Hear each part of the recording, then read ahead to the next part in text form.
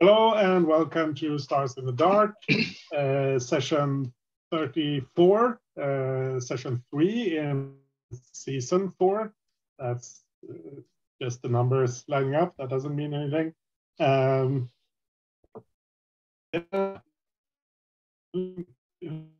Something about last session.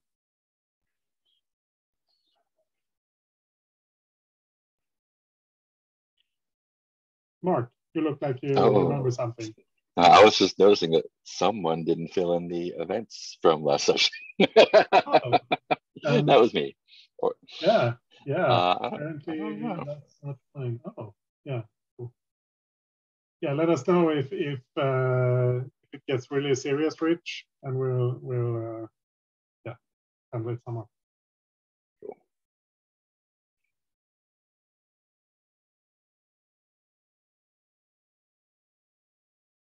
We finished our downtime last time, and we have some downtime actions left. Okay, yeah, that's right. Oh yeah, we had the party. That's right. Beat up the Eagles. Yeah. So we had a good old time with the pretending to be gladiators. Had a party afterwards. And Becker came to us as help overthrow Maxa. Yeah. Pror did actually. Becker's partner. Did? Okay. She was very clear that Becker didn't know that she was there.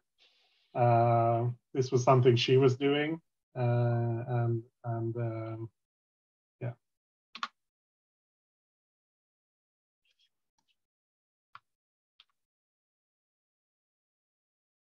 Yeah, it seemed last time it sounded like you wanted to do that job. Yeah. Cool. See what happens with Etema. Yeah, before Etema leaves forever and ever, or I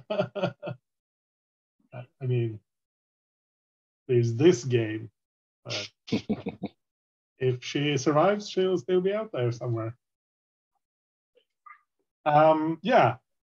So Bade, Etema, and Fritzi, you each have one downtime activity left.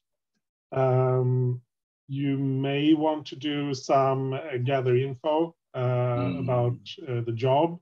You don't know where the free rebels are currently quartered, where their headquarters are, other than that they're down on 1330.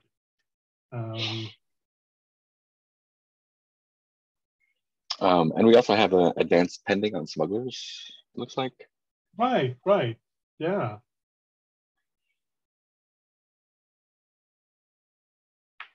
Yeah, right. Etema wants to heal, but Val is busy somewhere. Oh, right. I also have your entanglement from the last job. This is reprisals, is the mechanical thing. What's happened is that the customs authority, they have noticed that there's a big honking spaceship parked here in, or at least it's been going to and from the Glitz, which is where your current headquarters are. Since I think you have camouflage or something, yeah, your vehicles, right? That's probably not the ship itself, I think, unless you really take time to make it to hide it. Then I think that could work for the ship itself. Anyway, they noticed this big ship. It doesn't seem to be registered. They want to do an inspection and check things out. Make sure you have all the permits and that sort of thing. There are three ways you can handle this. You can allow them to do that. That's very likely to result in them finding stuff you don't want them to find, possibly finding people you don't want them to find, because not, surprise, surprise, not everyone on your crew is entirely on the up and up with regards to the law and such. But you can do that and just handle the trouble that will follow from that. You can just say no and really piss them off. That likely means that you will be going to war with the customs authority. That may or may not be something you want, but it's probably not something that your current employers want you to do. So that's a thing. Or you can pay them off. That will cost you 3 rep and 3 creds.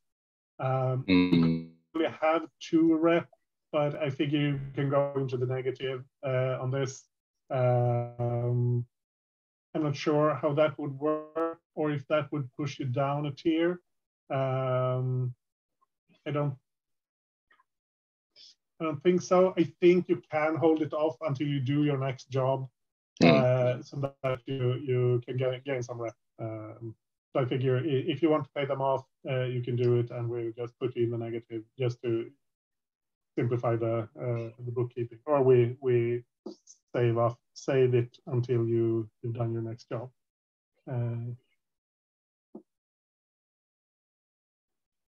So what do y'all think? Pay off seems to be the most direct thing to do. Are you okay with that, Etema? Yeah, we're not going down a tier though. I'll fight him before that. Yeah. So I think that Bade takes point on this and gather up the credits. So we each pay 1, right? You have 2 in the crew stash. It seems like this is, or you can pay 1 each. That's up to you. Okay, let's take 2 from the like stash. This is something that the crew should or could pay for. Etema has no liquidity. I have 1 cash. And I have 1 cash. So Bade will pay it. I'll take the 2 from the.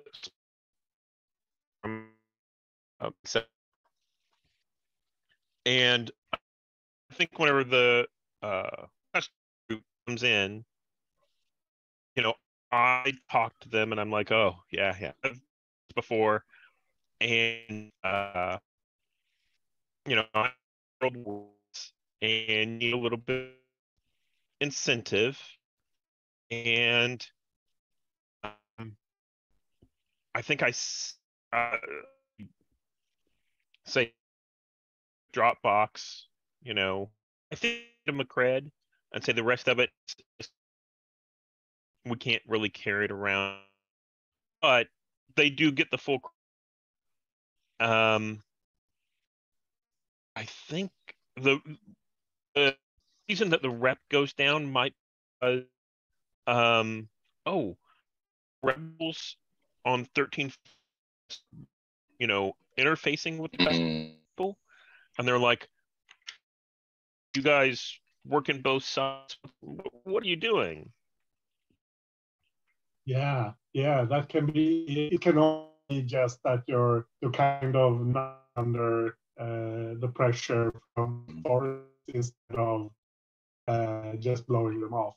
It's kind of losing face a little bit. But yeah, I like someone from the rebels spotting you and being a bit suspicious. You seem a bit too friendly with them, perhaps. In light of that, we might want to take the average advance, which gets us when we get rep. Make some of that up. Nice. What do you think? I like Cool. That. I've removed the 2 creds from this vault and given you a red rep, which is negative. I think we can remember that. Ooh, okay. I wasn't looking too much, but if you look at the smuggler advances, one of them is like part of the family. your vehicle becomes a cohort. Ooh. So that's pretty neat. Yeah. Hmm. Yeah, and in this case, that's not the ship, that's your truck. Okay. Because the ship is the lair. You paid you bought the barge upgrade, which means the lair is mobile. That's why that's a ship. Okay. But your actual vehicle is the little truck.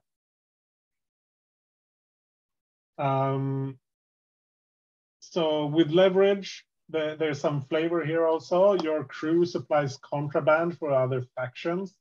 And I assume this is something you smuggle in from 1313, since you have a good route and now you've set up this droid that's transporting stuff. So is it anything other than this medicine? Do you transport more of that to other people, or is it something else?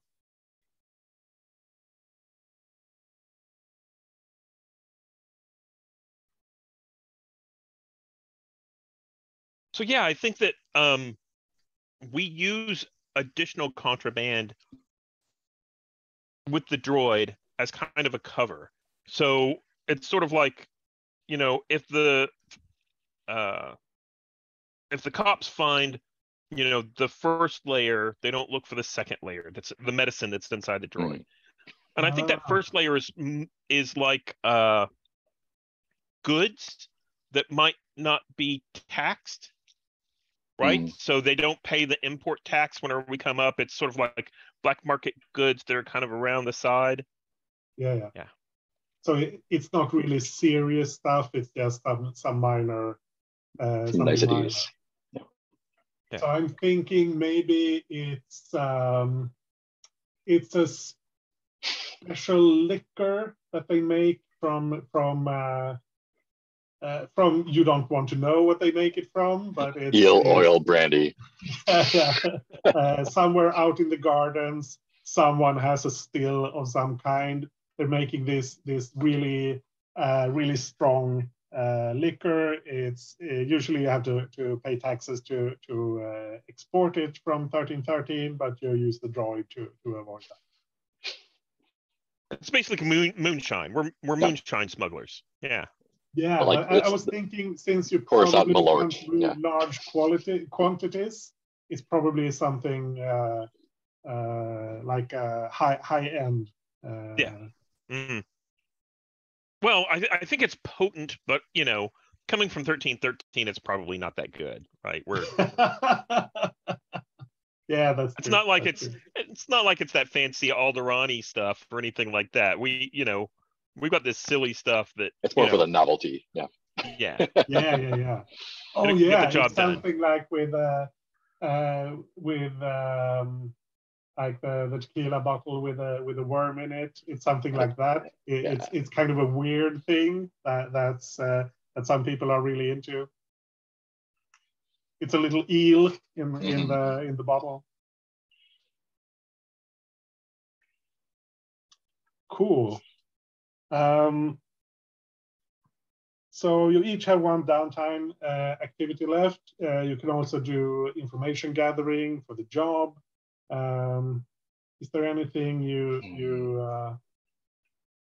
Etema, you wanted to heal? Yes, definitely. I'd love to have Val's boost, but we don't have access to that and don't want to NPC them. So I'll just get healed. Let's see here. Yeah. It's probably, let's see, because we're rolling, when you heal, you roll the quality of the healer.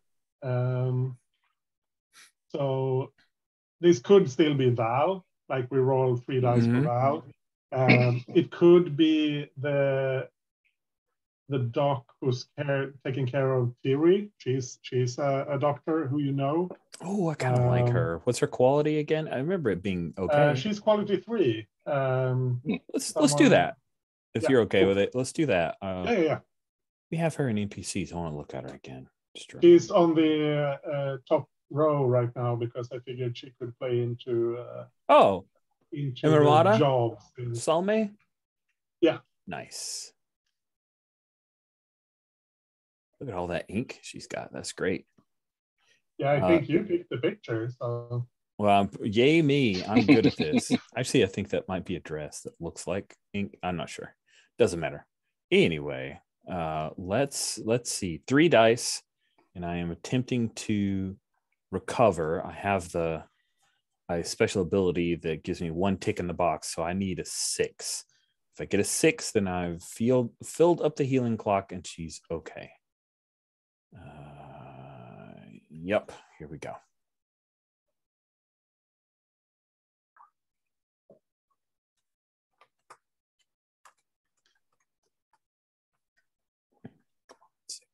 Oh, critical success. Critical success. That's 5 ticks. So you're super healed. Super healed. I'm so healthy that I cut myself on purpose and then don't feel it. No, just healed. That sounds great. Fantastic. Yeah, I mean she's a real doctor. You're not quite used to that, being like getting the proper treatment with the brand name stuff and proper actually clean room and that sort of thing. Wait, why do you clean your instruments so much? So that you don't die, Etema. That's why. Well, I haven't died yet, but okay, you're the doc. You wouldn't tell me how to shoot somebody in the face. No, I would never. Good. I'd never pursue. This is good. Thank you. It smells weird. Is that antiseptic or something? It smells imperial, but it's okay. So do you talk to her while you're there? Like nervous chatter kind of stuff. Yeah. Everything okay? Anybody hassling you? I'll shoot him. It's cool. No. I haven't had any trouble. Tiri asked about you the other day. Oh.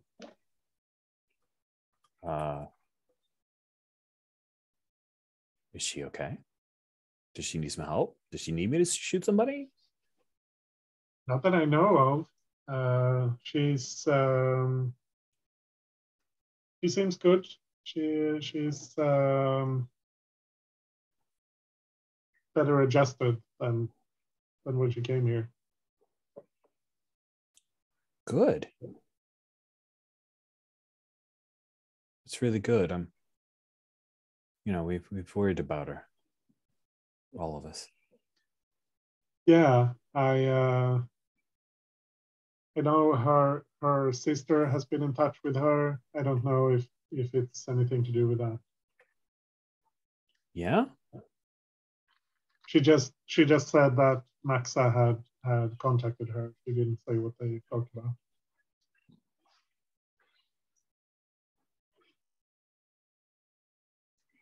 Yeah.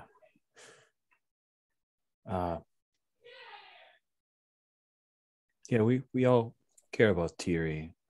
I'm glad Max has made sure she's taken care of.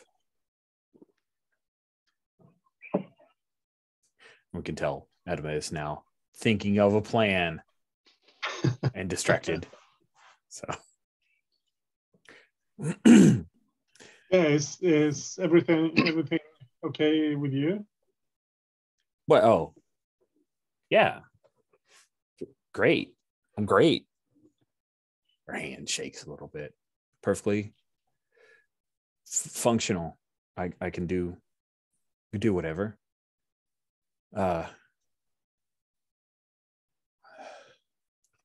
Think I may be taking a trip though. So I may not see you again. Oh, you're leaving? Yeah, somebody took something of Bria's that she needs back.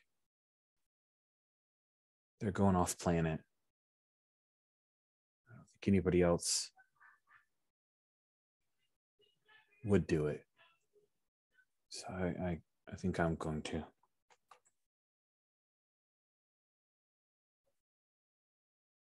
Leaving Coruscant? If I have to. If what I've heard's right and they've left, I've got to go after them, hunt them down. Probably not killing, in case you're worried. Just got to get something back. Something important. For Bree. Yeah. I've heard there's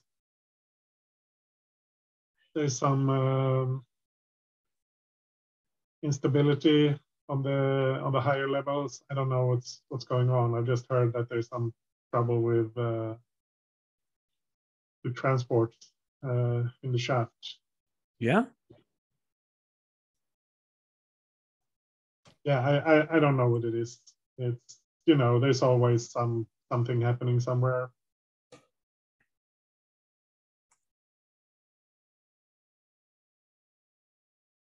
Thanks for the heads up. I'll try to steer clear of that. It would suck to try to go off world and you get caught in the shafts, right? Huh. That'll be wild. Yeah. I mean, maybe you can go around. There are other shafts. There are? Yeah, of course. But you couldn't transport everything through here. It would be way too much. It would be everyone on the whole level going to one place. Wouldn't work.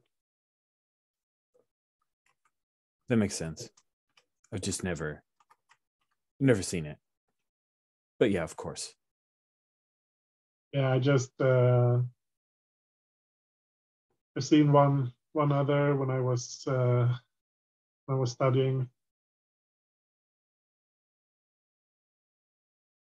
That was many years ago. But you take care. I hope you let me know if you leave. And let Tiri know. Okay. Thanks. And Etema will leave and she's not. Did Ramada need something? Like, why was she so nice? Like, I get that. It's weird. Okay. Thank you. It was a good scene. Thank you.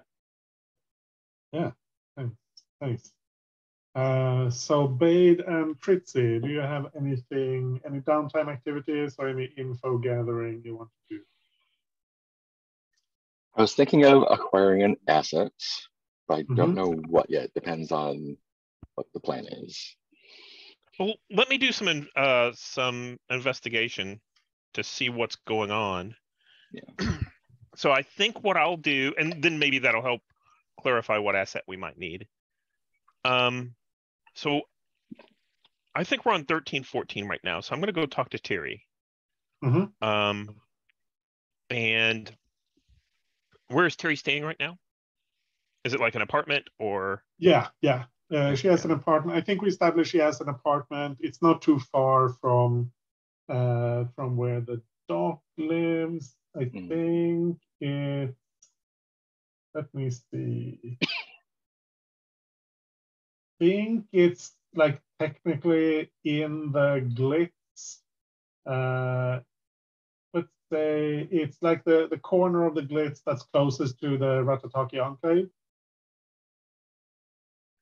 It's that area. The southwest corner, I guess. Okay, yeah. So I think I'm going to head that direction. I think Etema, do you want to come with me to talk to Tiri? Yeah, I'd love to. So I think I'll pick you up on the ride over. I pick you up from the doctor's office since it's close by. And I say, we need to go see an old friend. You and I know about the plan with the rebels because we talked to Roar. And I think we filled Tritzy in. So I'm going to go up and just I'm going to check out, make sure that it doesn't look like Tiri's apartment's being watched, and then I'm just going to go on in, knock on the door. Sure. Yeah, you don't actually. Let's do a study or survey. I'm not sure what's best here. Yeah, let's do a survey. Sure.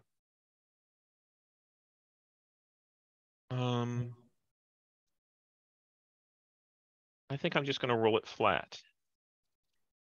That looks like. Sure. That's a 4. Yeah. I think you do spot someone. Let me check her.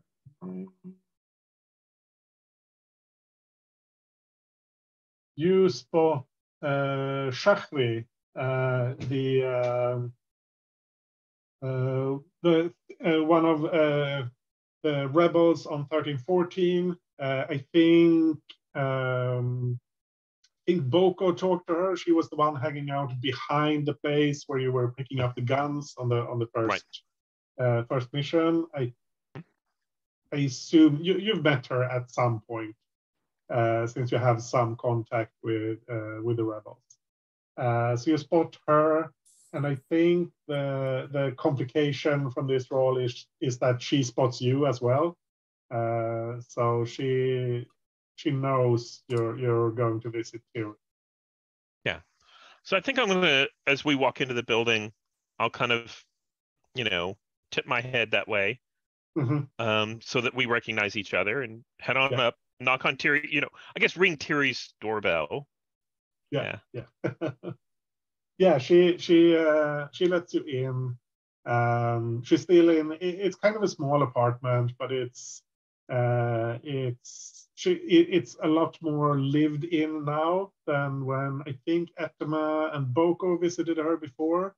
And I think at that point it was kind of sparse, but now it's a little bit cluttered. It's got a lived-in feel to it in a different way. So I think on the way here, I want to talk with Etema. And I can see a few plans here that we could talk about. One is we could ask for Max's help to do something off-world, just get her out of the way. We could convince her that maybe the new Rebel Alliance needs her help more than she's needed here, and convince her to leave. Maybe Tiri might be able to help us with that. Or we could put Tiri in danger and make sure that Maxa comes after Tiri and, heads out that way. So player to player, Stephen to Rich, you were planning on Etema going after Bria's son. Bria's son. Would you like Maxa to go along with that? Oh, player to player, option. it would be really cool if Maxa ended up coming along. Like, that's the first thing that Etema thought was, oh man, I can do right by Maxa by getting her out of a bad situation. And also, so like, here's the other player to player is like, is it too much and she doesn't want to leave her sister behind. So we extract Tiri from this. But also Rich worries about, like, Tiri's in a good place. Is this just going to throw her into a bad place all over again? So those are where my thoughts have been around this. Okay, good. So it would be best if we could see if Maxa could potentially help find Bria's son. And I think one way we can do that is lean on, maybe there's strife outside of course of 1314, 1313 Coruscant, where they need to the other Rebel Alliance might need her help more. I'm not sure how to push that. So I think that's kind of a little flashback that we have as we're, standing there at the door. And then whenever Tiri opens it, say, hey, hi, it's been a while. Can we talk? Nice. Oh, hi. Yeah. Come in. And Etema, you see, she seems a lot more lively and generally happier than when you were here last time, and definitely in a much better place than when you brought her here. But that's not saying much.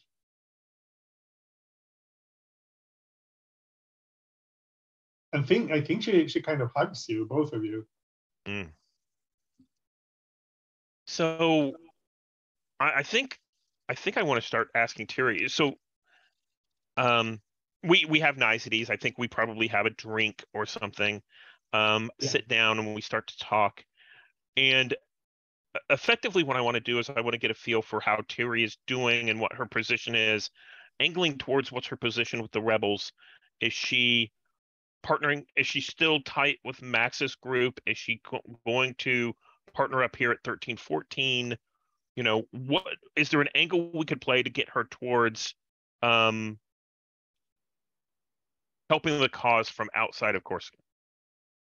Yeah. That sounds like typical gathering information. Okay. Sounds like consort to me.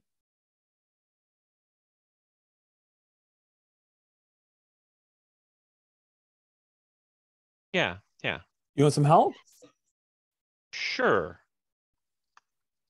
Yeah, I think Etema's chatty with Tiri, talks about some cool stuff that she might have researched that Tiri likes, or just general gossiping about stuff. And kind of old, the old days back, old hits and that kind of stuff. Good. Yeah.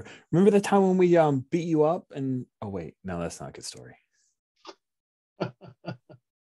Yeah, so the way I read up a little bit on how gathering information is supposed to work, and I put some of it into the rules tab.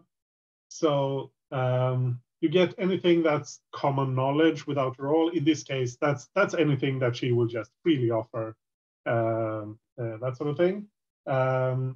If the quality of the information you can get is uncertain, you make a fortune roll. That's not the case here. But if there's an obstacle to finding the information, an action roll may be required. And I think that's the case here, because I think you would like some information that maybe she doesn't want to just tell you outright. Right. I mean, I'm trying to pick at information. What could we do to incentivize Maxa leaving of her own accord? Basically, what kind of story do we have to make up to get her to go? That kind of thing, right? Yeah. And that's not something that Tiri would really do normally. Yeah. And since you're not just asking Tiri, what could we do to make Maxa leave? Because I think that's where the role comes in. And since this is an action roll, we do set position and effect. You're in a control position. You're talking to someone who's friendly. There's no issues with that. And I think you have standard effect. Okay. And I've gotten help. So that gets me, I normally have 2 dice. I've gotten help. That gets me a 3rd.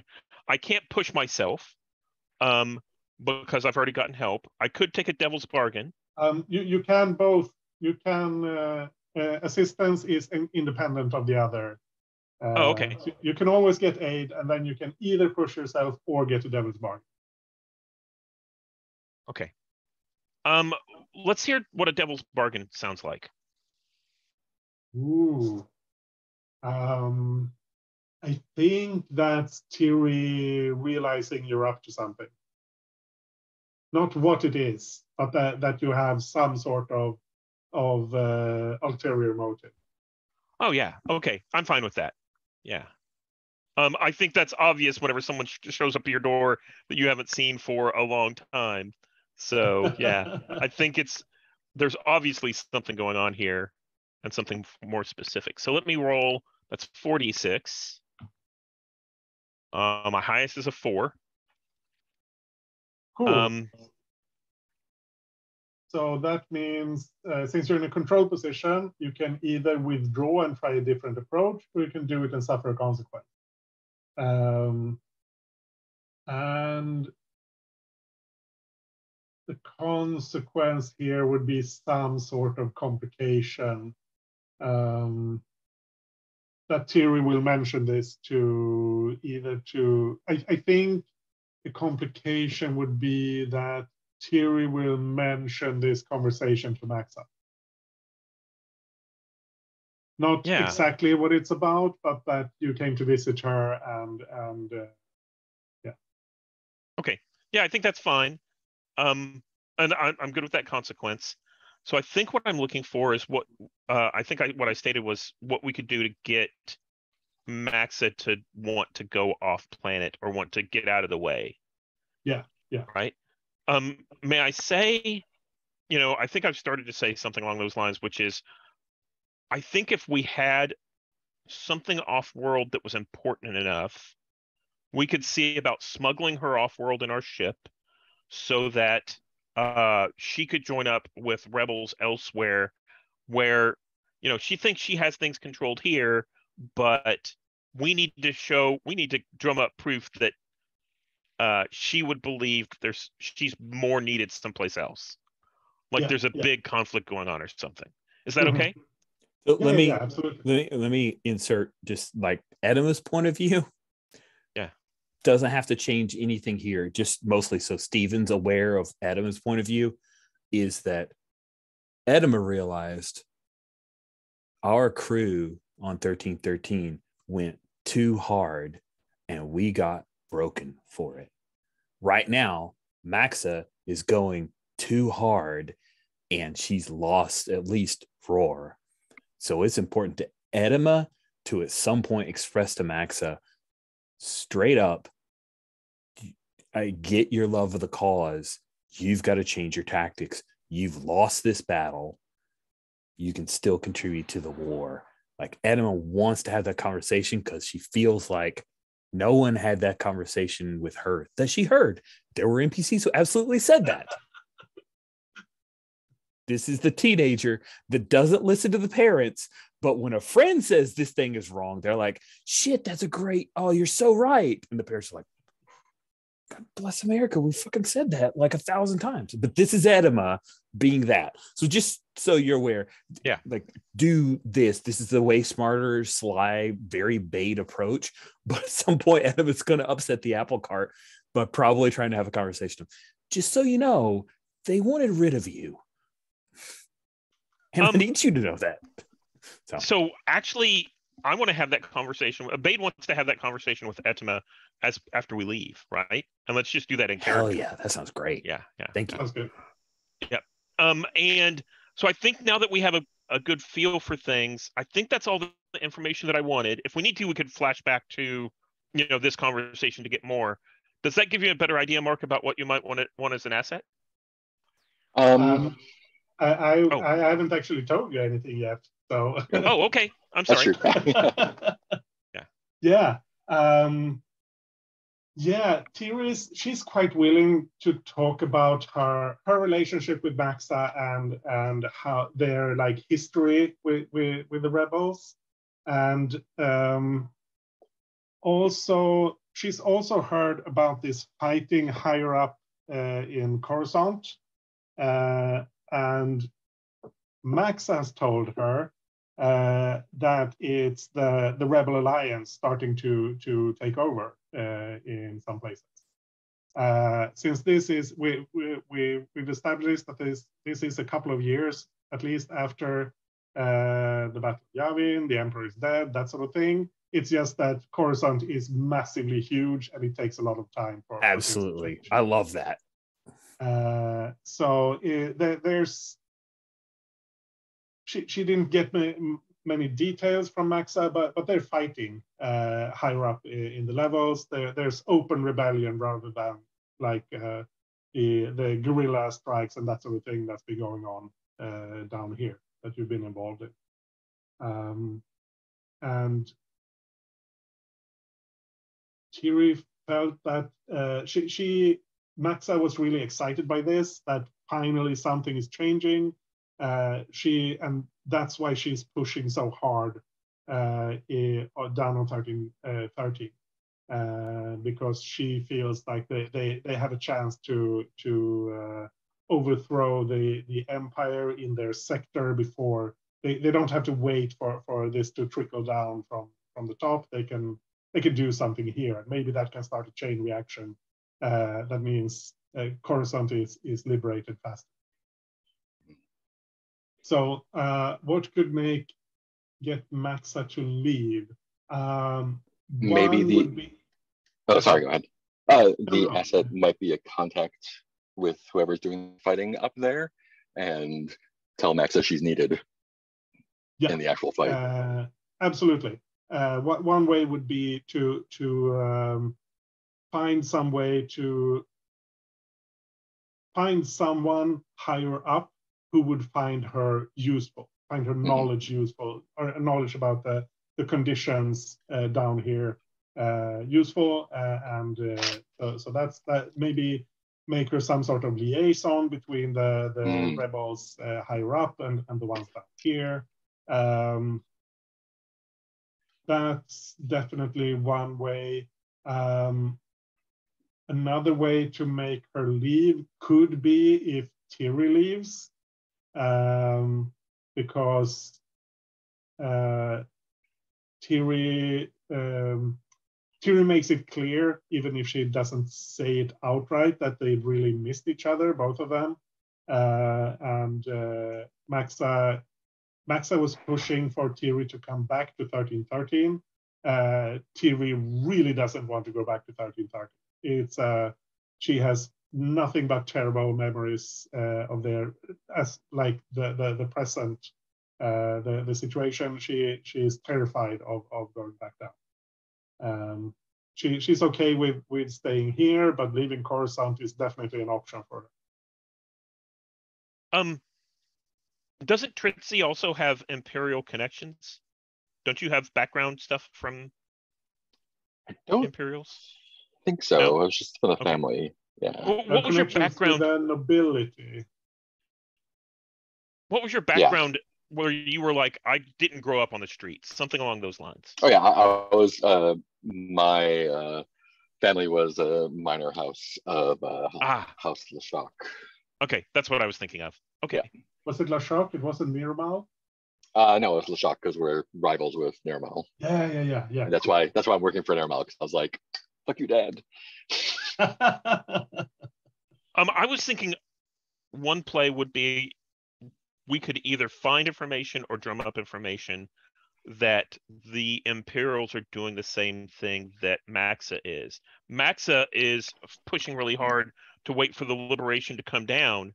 Well, the Imperials could be thinking the same thing. We're going to hit it really hard to stop it. And if she's the only one who knows that, that could make her valuable in that fight where she needs to go up there.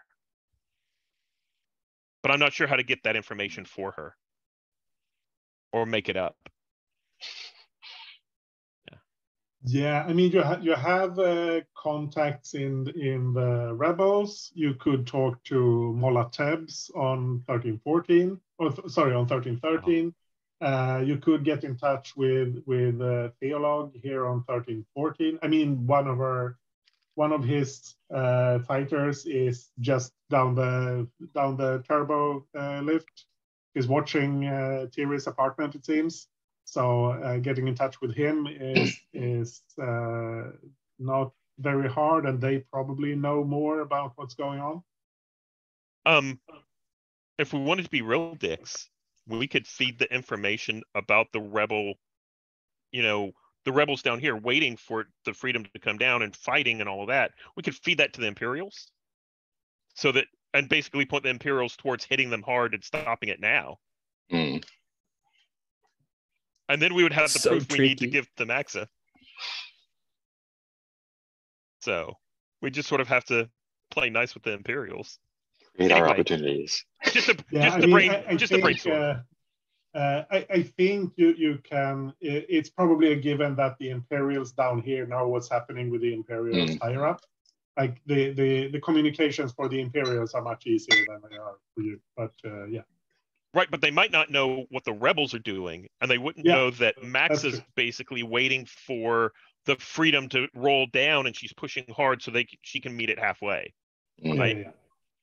So the Imperials, the piece of information that the Imperials would get is they need to nip this in the bud and come down as hard as they can, because it could cause a wave of rebellion success, as opposed to, it's a one-off just on level 1400 or something. Yeah. Anyway, I think that's what I wanted to get from the scene with Tiri. Nice. Yeah, cool. So let me cut to Tritzi before we do the conversation with Bade and Etema on the way back. Yeah, Tritzi, what are you up to while Etema and Bade are getting patched up and visiting old friends? Nursing a hangover, probably at the bar. Or helping to clean up. Seeing who's left there, and just bonding with the clientele, probably. Making friends. Yeah. So you're hanging out at the Banfast Leap, and you're kind of watching who's coming and going, and you spot your brother walking. And this is your. Let me see. He's on the first line of the NPCs tab. Doxo Tuxo. So he's one of the middle children. He's not the heir, but he's not like he always gets stuck with the worst jobs, and now he's here. I think I grab a bottle of something from behind the bar and toss it to him. Yeah, you're a little bit late for the party, Doxo. He catches it and he looks around, and he's. I mean, I don't think you've like fully cleaned up after after last night. So, yeah, I see you've had quite the party here, sister. Yeah, well, that's how we do it down here. But what are you slumming for? Oh, I'm just checking in on you, seeing how you're doing. Doing great. You can tell the folks that. Oh, are you trying to get me to leave already? Why are you really here? Like I said, I'm checking in. Well, come on, what can I tell you? You can talk. You don't have to play their game. Look at us. They're not going to accept us as full members, no matter how much you play a good boy. Humans out of the family is always going to throw us scraps. So why don't you come down here with me? Cut the cord a little bit. So bitter. Let's take a break. We still got a good life. Look, I've got a good life. Look at this. Got my own place. Yeah, and he looks around, clearly not impressed. I'm not saying you're not doing well for yourself under the circumstances, but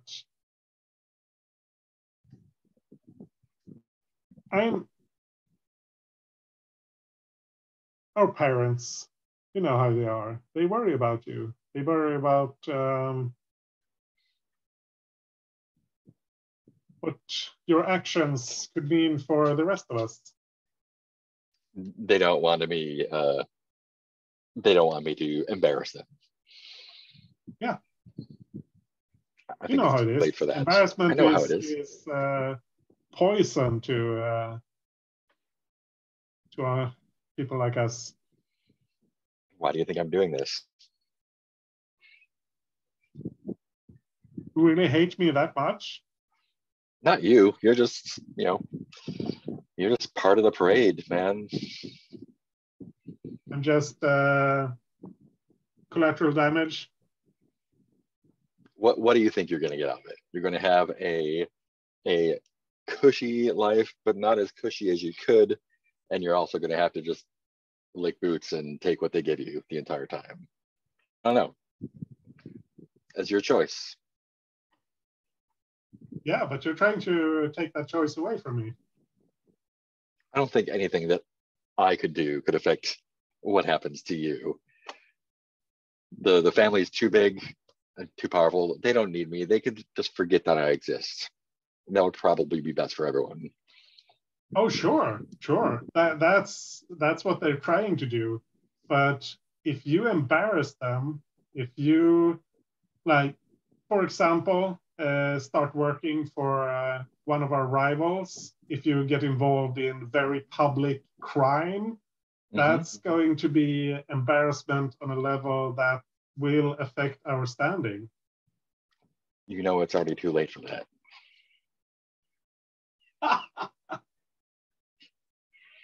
You wouldn't be here if you didn't know I was working with Neuromal. I've been working for them for a little while now. Well, I wasn't sure until now, but maybe you weren't, but I'm sure they were. See, they don't tell you anything. You're almost the help. If you went away, they would be just as relieved as if I did. Well, as long as I do what's required of me, I get to keep that cushy life. But now you're starting to... You get to choose what you're going to do.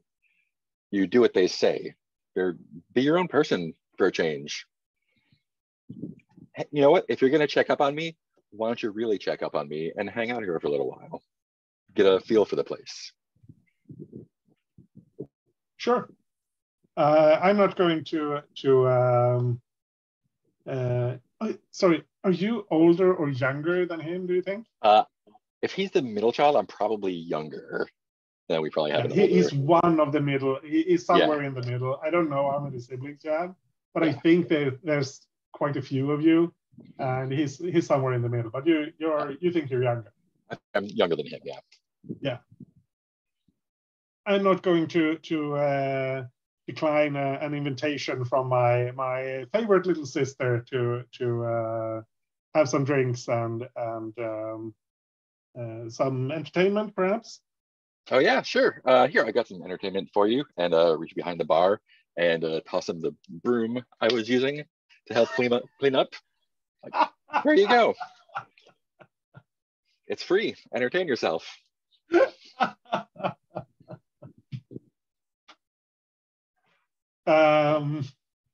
some real work for a change.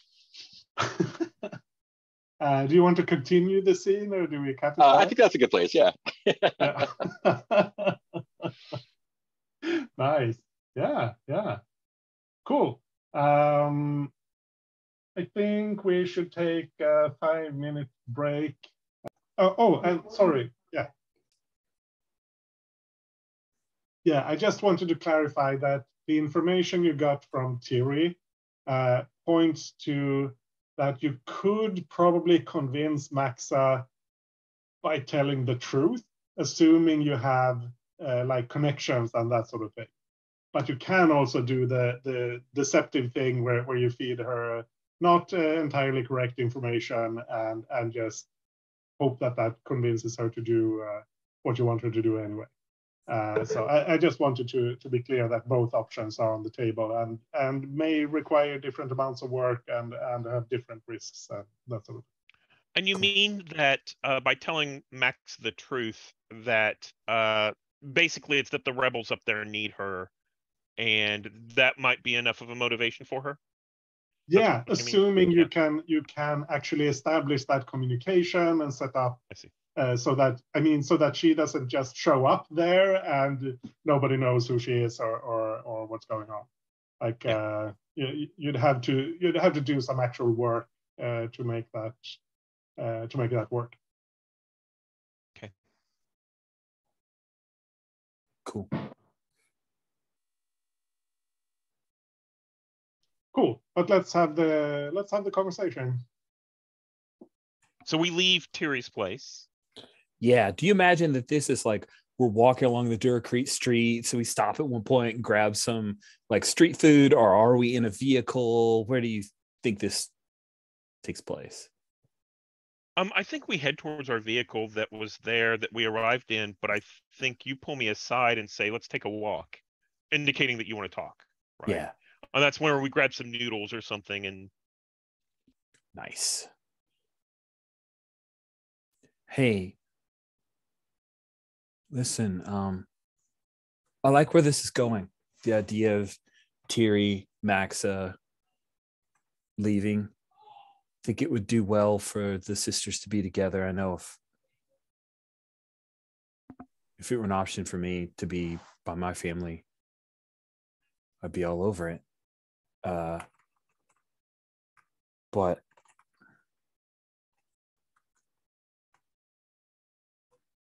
I think Maxa needs to know she carked up, or she's going to keep carking up. And I think the next time around, whoever wants rid of her won't have the kind of loyalty that Roar does. And she ends up spaced or dead or worse. True. That's the risk that we all take. My impression of Maxa, you know her better than I do, but she doesn't seem to listen to a whole lot, especially if it's something she doesn't want to hear. Right? You got a point. So it sounds like the best way she needs to learn that lesson, or the way that she would actually learn that lesson, might not be from us telling her, but from us encouraging her to learn it on her own. Meaning, maybe she needs to come to the realization that she made mistakes and that those mistakes are costly and might hurt her ultimate goal. Now, I'm not sure how to do that, and to be honest, we're not getting paid for that. But to your point, I'm not sure that we could just tell Maxa, you made a big mess. She might just come down on people and try and prove that her way is right. I think she needs to learn that lesson. Yeah. I hear you. There's no but. I hear you. She is just as hard-headed as, well, I have been. Gotta be careful, though. I don't want to fail to save her, Right. She deserves to move on. She can still help the rebels. She can still help her sister. And I don't think she gets that option if we don't get her out of that cell. The rebel cell. And I think that we both know we're doing her a favor by, with what we're trying to do. She just might not see it that way. I mean, anyone else would probably just assassinate her and move on. Yeah. But, we're trying to make sure that she does, we do right by her, and she goes up and maybe learns her lesson and figures things out. And hopefully we can put the two sisters back together. Yeah. That would be great. Win, win, win. Yeah. It's weird. Like I'm putting those two sisters together at the same time that I finally made contact with my mom, and maybe the other members of my family, but I'm leaving. Had you made it public that you were leaving before then? Before now? So. I don't think so. Yeah. Okay. I just wanted to make sure. Yeah, no, good check-in. Yeah. So you're leaving again? Yeah, somebody got her. Bree's son. Somebody's got to get him. Bree and Val both.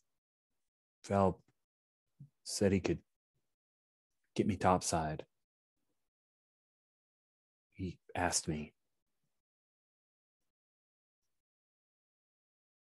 to hunt him down.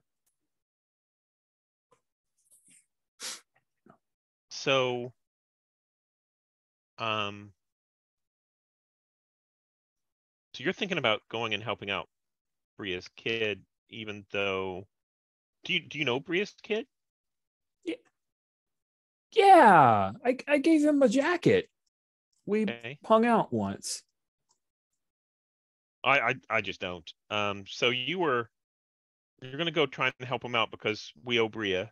That makes sense. You pay your debts. Yeah. How much of this need to leave do you think is due to your own abandonment whenever you were young, like Bria's son's age? A lot. Do you think you're trying to make up for it? Yeah. Well, maybe you need to think about whether or not that's something you can make up and whether or not you're doing right.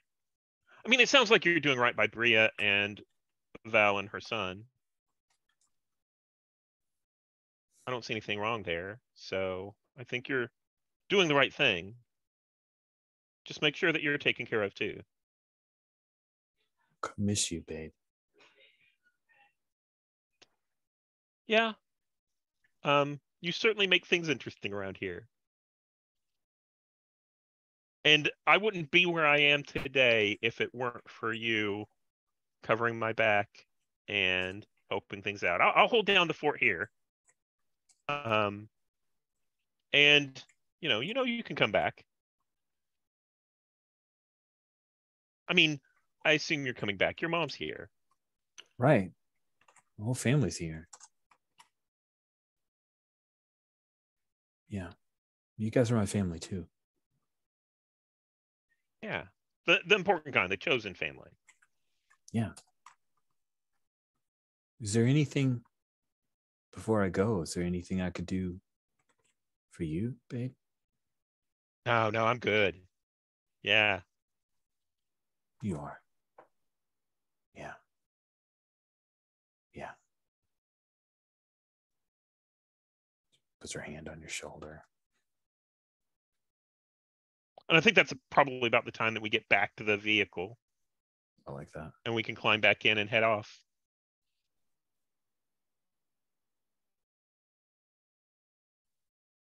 Cool. Nice.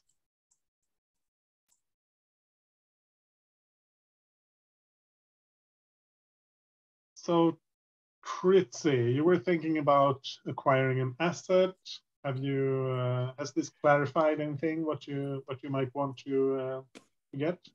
Yeah, I think once I get the download from Bade and Etema, definitely trying to make contact with someone in the fight upstairs, one way or the other, just to see if I can get either get their help with transport, or get information, or get a official Rebel Alliance message that says, "Hey, Maxa, come up here."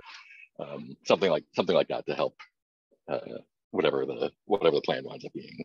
Yeah. I think what you can get is like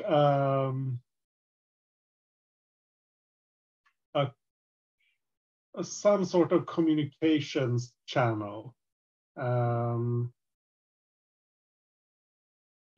think doing more than that, actually being in touch with them and that sort of thing. I think that that's going to be part of the job itself. Okay. Hooking up a communications channel. Yeah. Sweet. That actually might be better then, because that I could probably use Tanker on to like get into the networks and do my hacker to open up some line technically. And this is actually let's depending on how well this goes, the quality will I think the quality here will decide. It's kind of there will be two parameters here. It's security and speed.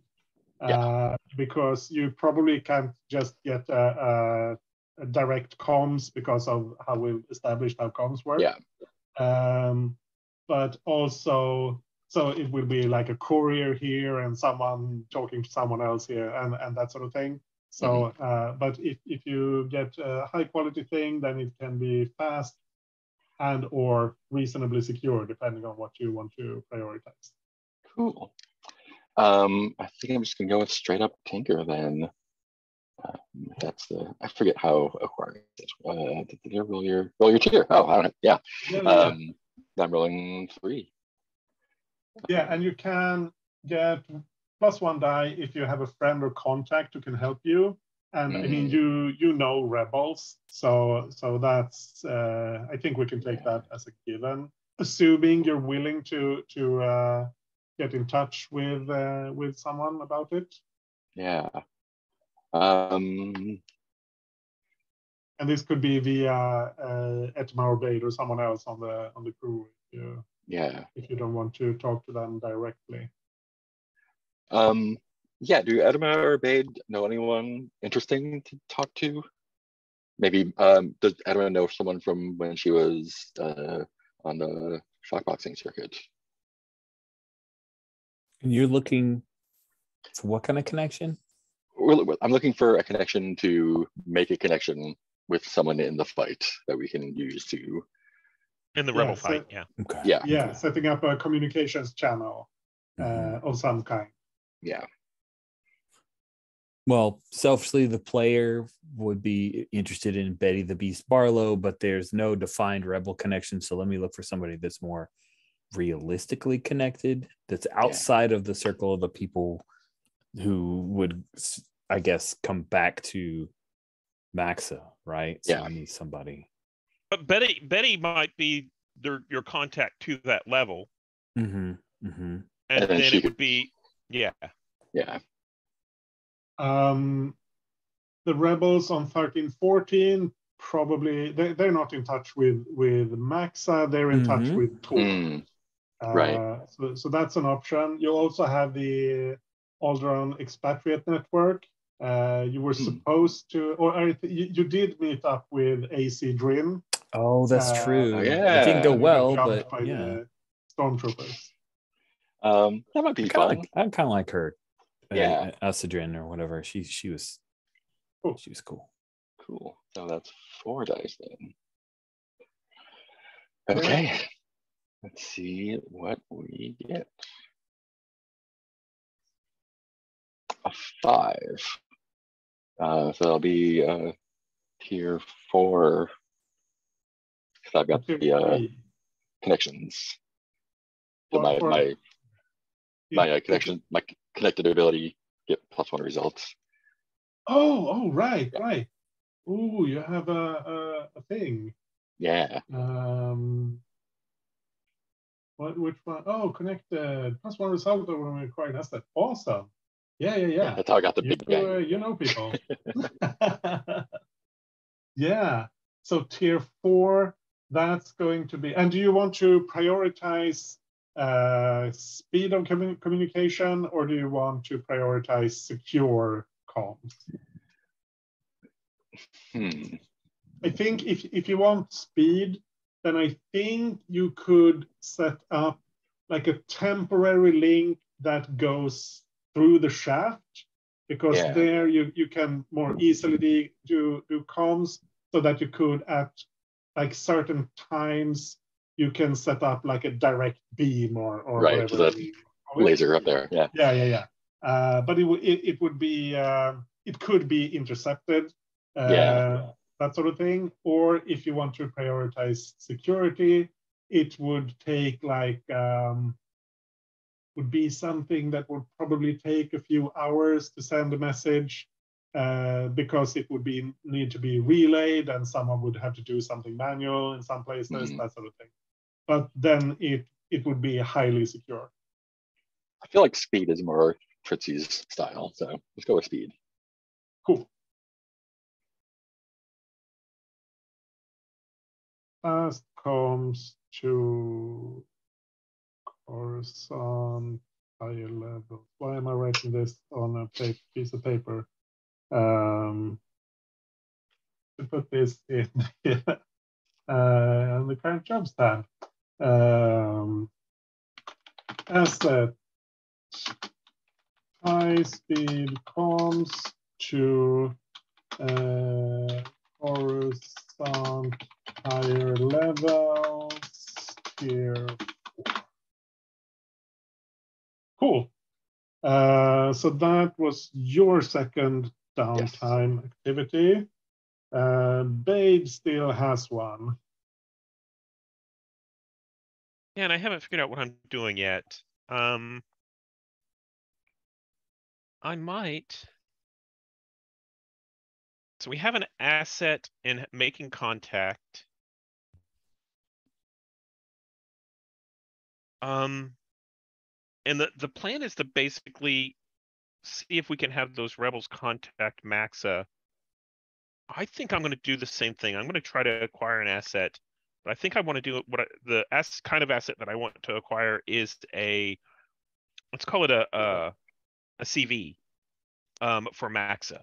You know, this is put together some clips of what she's done and the good that she's done down here, showing how she could contribute to the rebel cause, and it would be a good reason to call them in. Yeah. Like writing down some of the stuff that Tiri's told you, and some of the jobs you've been involved in, that sort of thing. I think I'm going to write this up sort of like it's an imperial report on her, like wanted. Ooh, nice. Kind of stuff. Yeah. This highly dangerous, well-connected rebel who escaped from a prison transport. Yes. Cool. So do you want anyone, do you want to take help from a friend or contact? So I know Maxa, but I don't necessarily know them personally. Ooh. Who do we have who had, I thought we had someone in the gang who was ex-Imperial. Is that not true? Maybe I have to check because I am not sure. So we have High Kurlig, right? Who was on the take. Oh man, that old so-and-so. But I'm really looking for someone who would want to. I'm sorry, say that again. Is he even alive? Is he still alive? I don't know. Oh yeah. High Kurlig. Yeah. He's still alive. Yeah. And I was thinking, I'm actually looking for someone who's more like a desk jockeys who could help me write up this fiction, or write up this so it looks good. Who else do we have? Let's see. It could be a rebel from 1313 who could help fill out some of the details I don't know about. Actually, I could tie this back to the visit that we had with Tiri, with Etema and her reminiscing about old times. And when they talked about some of the old jobs that they did, this could be me taking note of that and saying, oh, that would be a good resume to put down for Maxa and all of that. Yeah. Sure. You also have Sheltik and Rianaba, who you have on loan from Becker. So they've been, I don't know, I think, let me see. I think Sheltik has been on the crew longer than Rianaba. So he's been with Maxa on some jobs. So if you want to talk to him, you can. But you definitely you can just use the information you have from Tiri as your Yeah, aid as well. I think I use a combination. I use Tiri's information and I do a draft, and then I go talk to Sheltique and say, hey, here's kind of what I have. Do you have other jobs that Maxa did or anything like that? So that means you're letting them in on what you're doing? No, I think it's talking to Tiri sparked my interest in what was done before, and I'm asking them, hey, I've heard this story from Tiri. Do you have any others? Because we're dealing with more and more rebel interaction. Yeah. So it's more like you're hanging out and you want to hear some old war stories. That's what. Yeah. Yeah, cool. So I roll my tier. Is that right? Yeah. So you roll and you get 1 extra die for having some help. So that's 4 dice. Okay. So let me roll that. I got 2 6s. Oh, that's a crit. That's tier +2. You get a tier 5 Imperial report. I think, yeah. I think what you have is, and I think maybe Tritzy with her like tech hacking slicing abilities. I think Tritzy, you get your hands on Maxa's actual Imperial file. No. Oh, yeah. Tritzy together with Petra, who's working for Imperial Security on 1330.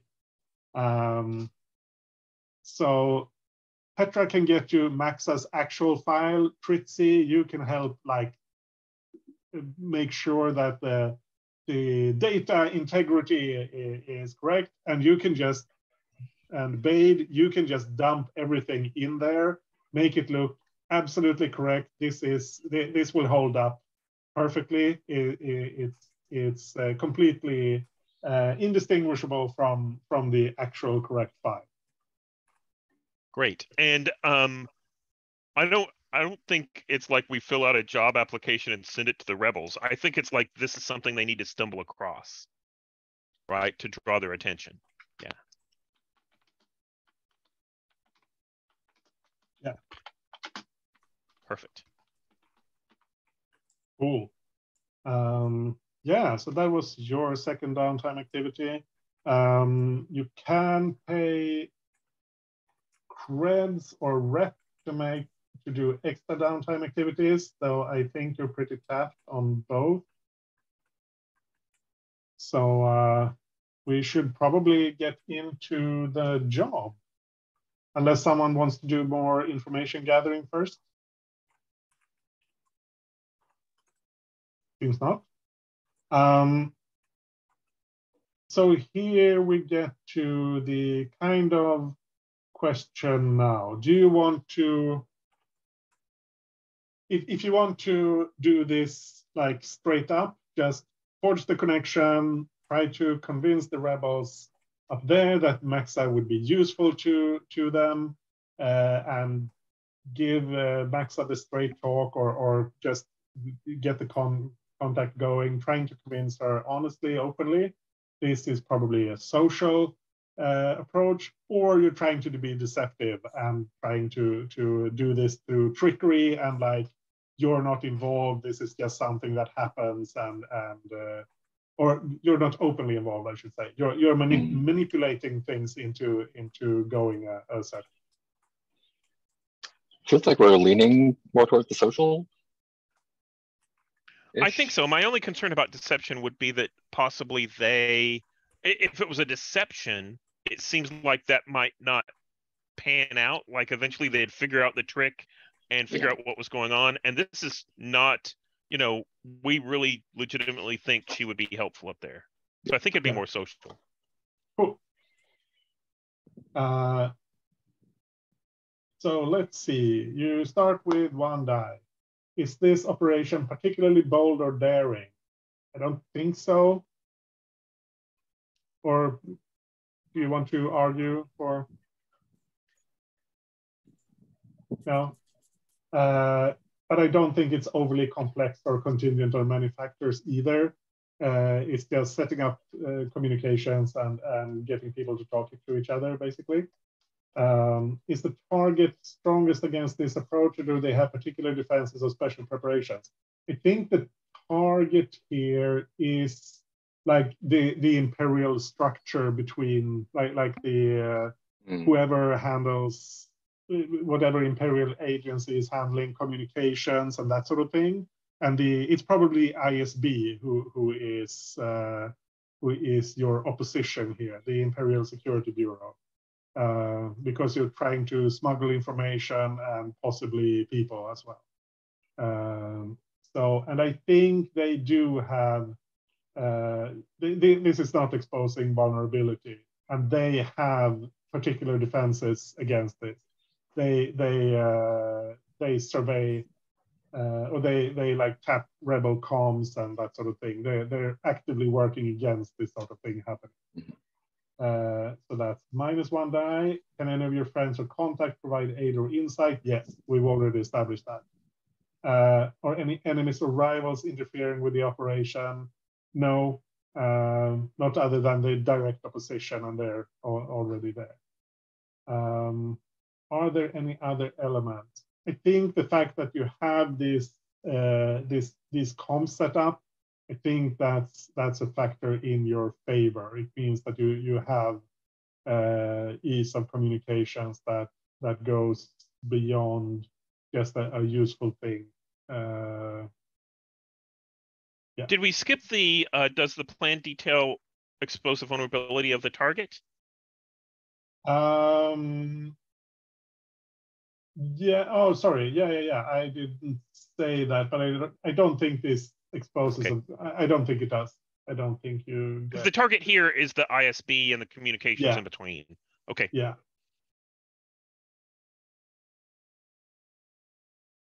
But this gives you 2 dice. So who wants to roll? I've already rolled Mark? today. Somebody who hasn't rolled. I was going to say, Mark, why don't you roll it, because you have the communication stuff? Yeah, I go for it. 2 dice. This is our engagement roll.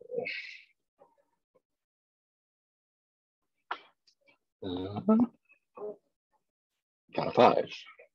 Got a 5. That means you're starting in a risky position.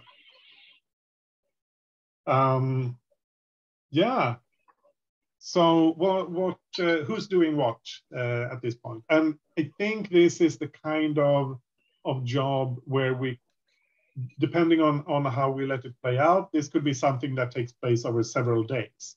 I don't think this is something like we're going minute by minute or anything like that. This could be someone goes up, actually travels up several levels to talk to someone, or whatever you want to do to make this work in the picture. And we can do flashbacks for that sort of thing as well. Yeah.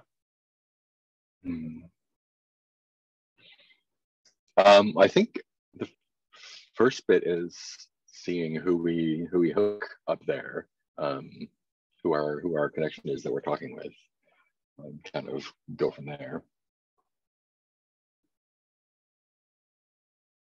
Yeah. So how do you go about doing that? So Trixie's got the like a laser link up there.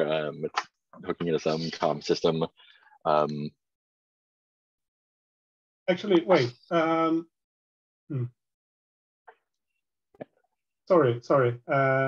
I was thinking that maybe the interesting part of this job is actually finding Maxa and talking to her, and we do the rest as flashback. Yeah. Does that work? Yeah, I think so. Cool. Because I feel like all this preparation work, that's not like that's not the job. That's what flashbacks are for. So I think what we'd do is we'd come into this job as we've established this communication, and the rebels are interested, and we need to convince Maxa this is something that is important to do. Yeah, we don't right? know yet that the rebels are interested. We know you have the communications link. We know you have a good file on Maxa. Actually establishing that someone's interested, I think that's a flashback. Okay. Thing. Yeah, perfect. Okay. And that flashback would determine, are we lying to Maxa if they're not interested, or how much they're interested. Yeah, perfect. Yeah. Cool. So I think we start this on 1313 because by now you can travel between 1313 and 1314 without much trouble. We've set that up. So yeah, I think the first real obstacle is finding Maxa, because you don't know where the Free Rebels are hanging out right now. You do know where Tor's headquarters is, or at least where it was the last time you checked. That's a couple of months ago, at least at this point. So yeah, maybe that information isn't entirely current, but you do have comms for at least Becker and Molotevs. So you have people you can talk to find them, but that's, I mean, using comms is always, it's not entirely risk-free. So I suggest we start this with a flashback, talking to Tiri at another time and seeing if she can set up the connection to Maxa, because she's the person that we know who can get a hold of Maxa the closest. Yeah. I think that's a zero stress flashback. An ordinary action for which you had easy opportunity. Talking to Tiri is not an issue, and she can if you want Tiri to set up a meet with Maxa, she can do that if that's what you're interested in. Yeah. So what kind of location do you want to? Where do you want to meet with her?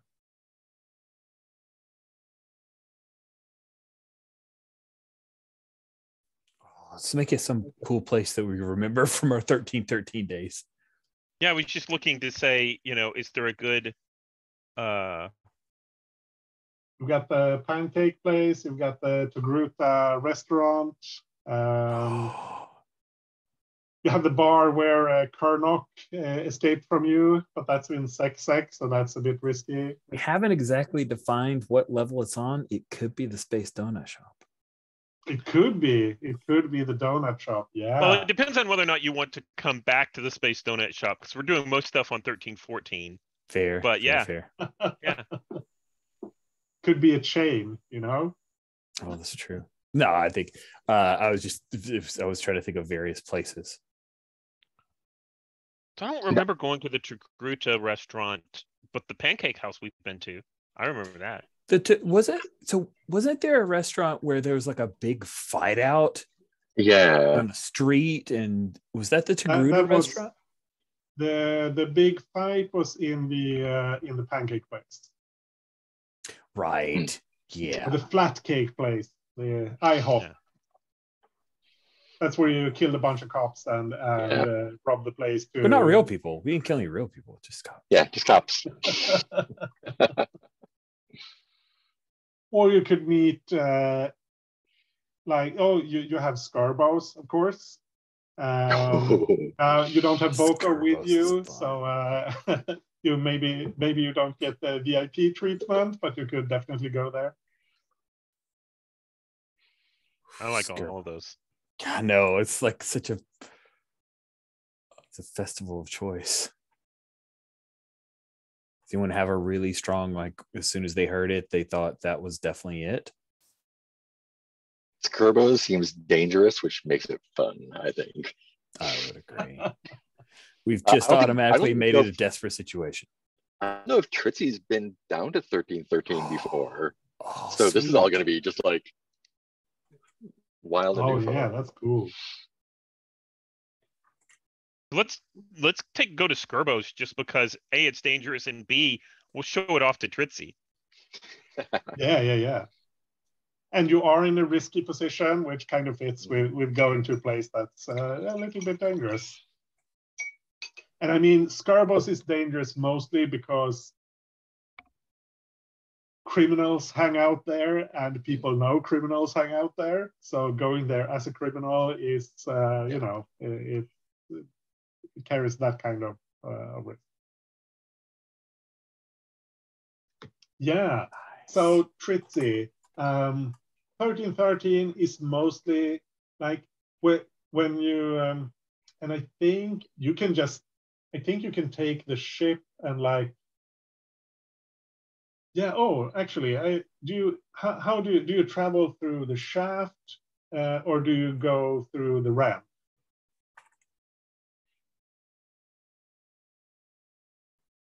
Because if you go through the shaft, then you either have to leave the ship at the docks, or you have to fly like over the more secure parts, which means that kind of you risk attention. If you go through the rend, then you can basically park the ship somewhere in the scrapyard and no one will care. On the other hand, that means going through the rend, which is a little bit riskier. I'm not going to make you roll or anything. It's just fictionally. It could matter mostly it matters where do you want your ship. I feel like if we're comfortable saying Val is flying the ship, it's a perfect excuse as to why Val is not accompanying us. Mm-hmm. Hanging out at the dock. Yeah. Well, no, I was thinking like we come down through the docks and then Val is nearby for pickup, but you know, maybe it could just be at docks too. That could work. Yeah. So you go through the shaft, you park the ship at the docks. Since you've paid off the customs authority, you have all your permits and that sort of thing. So that's fine. No one's going to hassle you there. That means you're traveling you're probably using the truck then to get to Scurbos. And I think we've established that Scurbos is in like the northwest part of Bright Market, the bit that's sticking out. That feels right. There. So it's in the fancy place of town, but the less fancy part of the fancy part of town. Mm-hmm. Yeah. So do you go like through Emerald Row, which is the entertainment district? Do you just go straight through Sexsec and just blow your thumb your nose at Corsec, or do you go through the fish market and like take the long way around?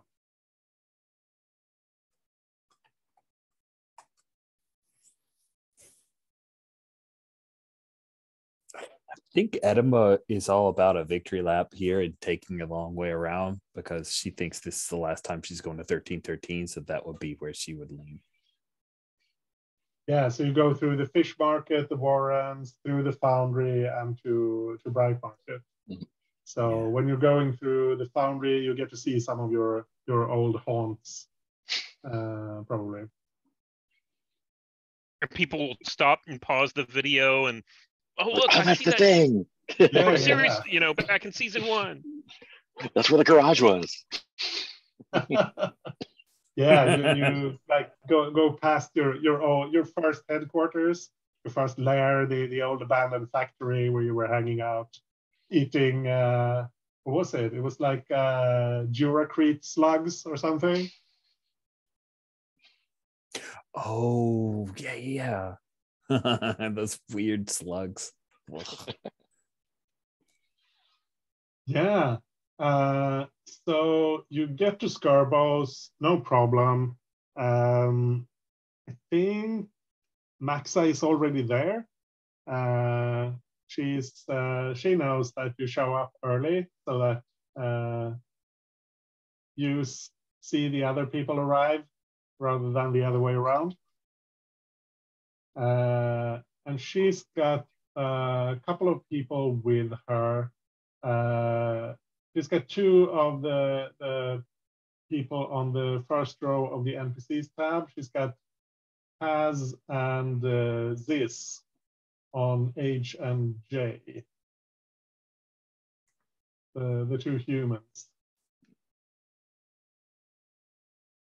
And I think she's hanging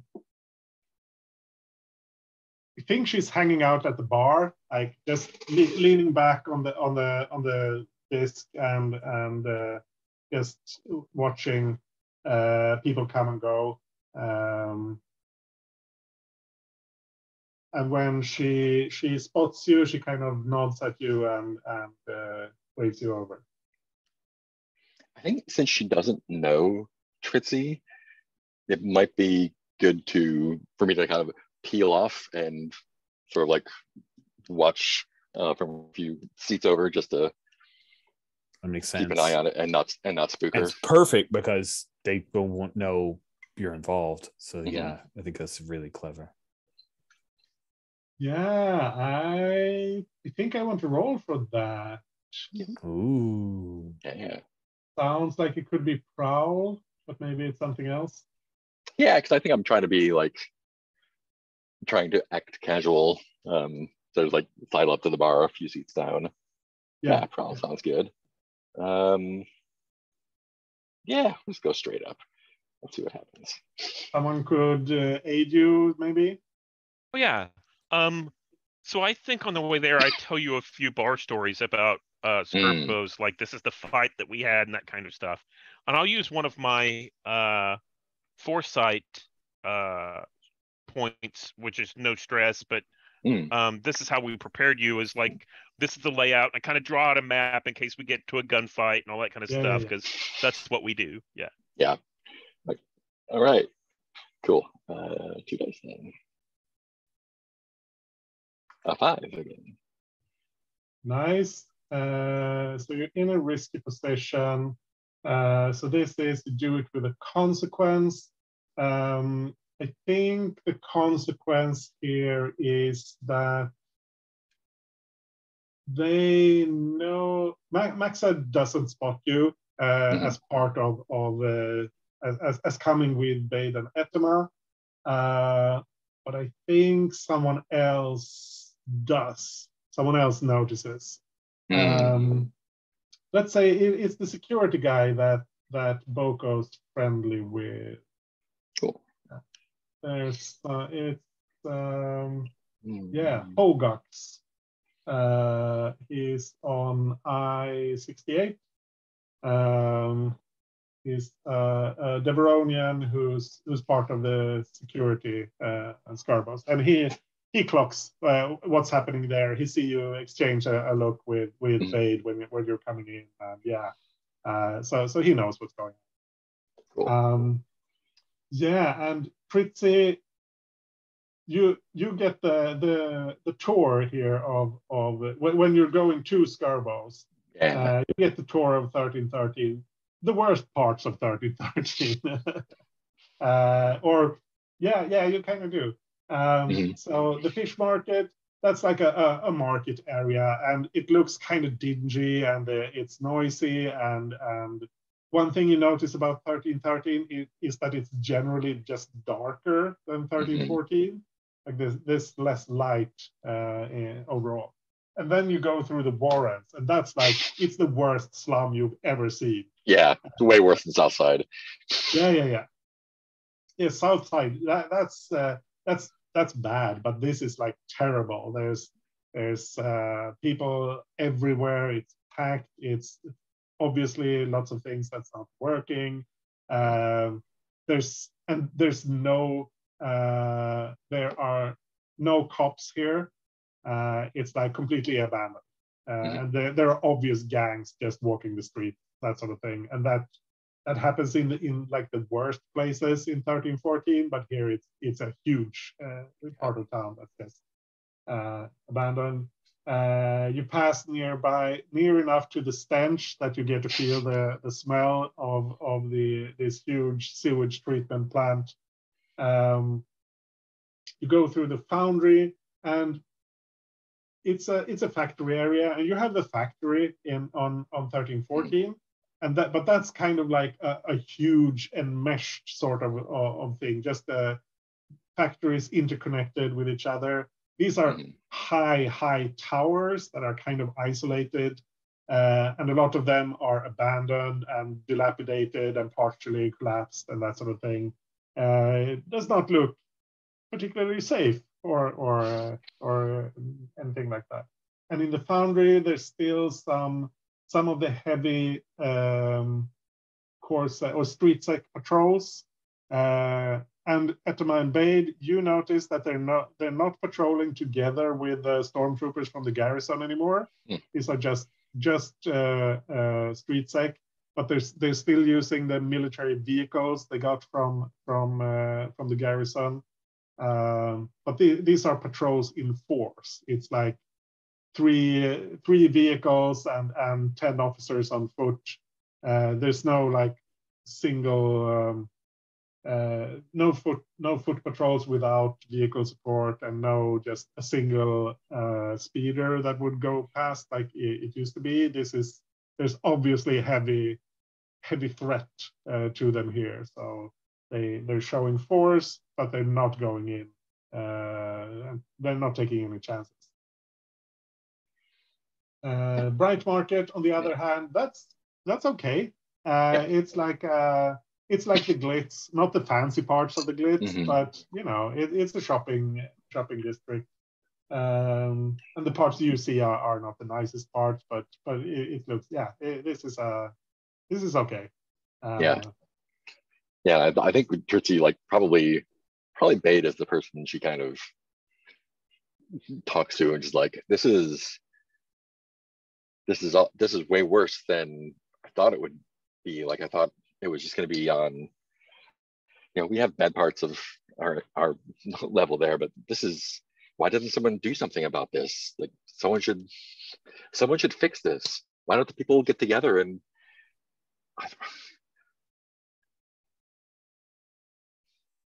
why do they let it be like this? We should do something.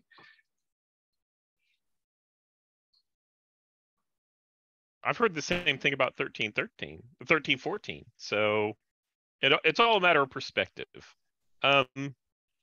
This place isn't the best, but it is what it is. And I'm sure if we were from like, you know, level 1400, then they would think 1314 was just a piece of garbage and filth. Maybe. And everyone here is working really hard. We're trying. I mean, you moved up when you could. Yeah, wouldn't you? Everybody wants to. Everybody here wants to move up. Why don't they just make where they are better? Maybe you should go into politics, Tritz. you should come down here and show these people how to make things better. I've got enough work to do up there. This is more than I can take it. I'm amazed that you all lasted so long down here. And that's why this is 1313 is what it is. Yeah, Trixie's very like white lady about it. It's Trixie's a little bit of a Karen. I love it. Someone should do something. Yeah, so cut back to Scarborough's, and what you notice in here, Trixie, is that there are plenty of people who are openly carrying weapons. And I mean, most people are asked to check theirs when they enter. But some people, like Etema and Bade, they're just waved in because Scarbough knows them. So it's fine. And that's just not how things are done on 1314 normally. I mean, there are bad parts of town where people go around armed, but here it seems to be a lot more common. So Trixie, you have peeled off. You've taken up a position where you can kind of watch what's going on, and if they move somewhere, you can move with them and yeah, get where you need to be. So Etema and Babe, what do you do? Max has kind of waved at you to come to her at the bar. I think we should probably get a drink first and then head over to Maxa. Yeah. Just so we're arriving on equal footing, and we're not in any hurry. I think Etema grabs a drink at the bar, downs it, orders a second drink, and one for Maxa.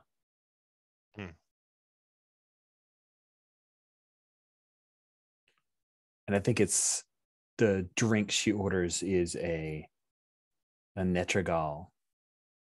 It's a black ale. It's actually a Mandalorian alcoholic beverage. Ooh. It's a sticky ale.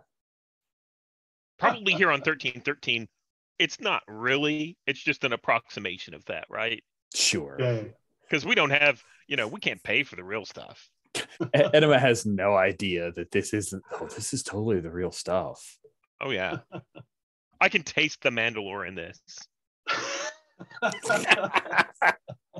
It's a real Beskar mug it's served in.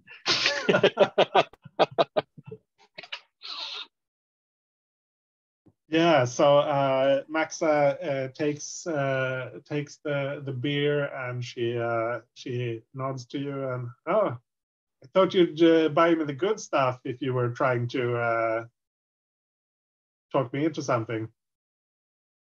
This is the good stuff. Sits down, drinks hers. And we're here.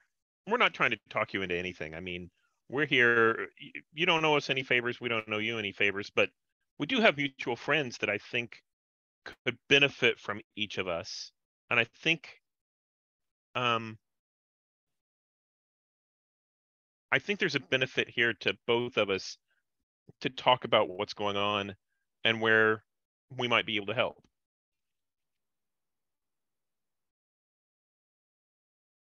I'm listening, and she drinks the beer. It's not that she doesn't accept it. It's just that she was poking at you a little bit. Yeah. So I think we start talking about old times. I think I start with, this is what, we took on that job to get Tiri out. We saw Tiri, she's looking much better, drawing in that connection of Tiri and, how we helped rescue her from the prison shuttle. And, wasn't that good times? And, whatever happened to that Vror guy who jumped out on his own, and boy, that was crazy. And we just talk about like some of the history. And then I say, okay, so we've gotten word that your rebel compatriots on upper levels are doing pretty well. And whenever I say by gotten word, we have a line of contact with them that they're really starting to win the freedom fight up there. Do you know anything about that? Yeah, we get word, but it's hard to get something. Communications aren't easy. It's tricky knowing what you can trust and not. But judging from how it's going down here, we could really turn the tide. Yeah, as we drove in, we're up on 13, 14 now. We've got a good sponsor up there. We've got a pretty good business after the Imps and Corset kind of ran us out of down here. And on our drive in, we saw some of the security that's around here, how they've been beefed up. You must have done a good job to make them that scared.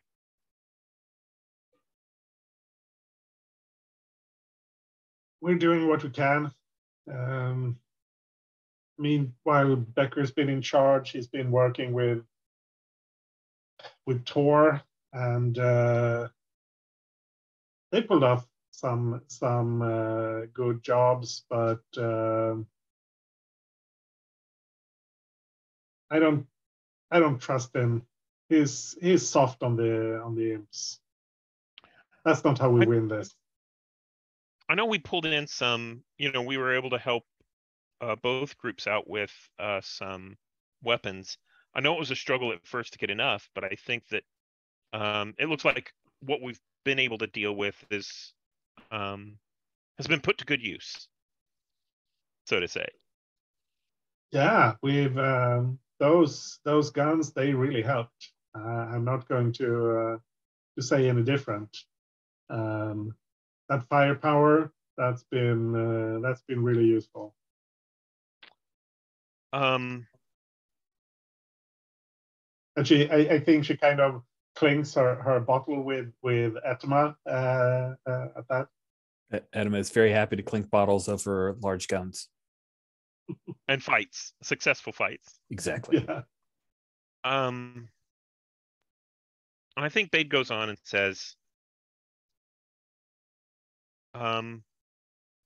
we've gotten word that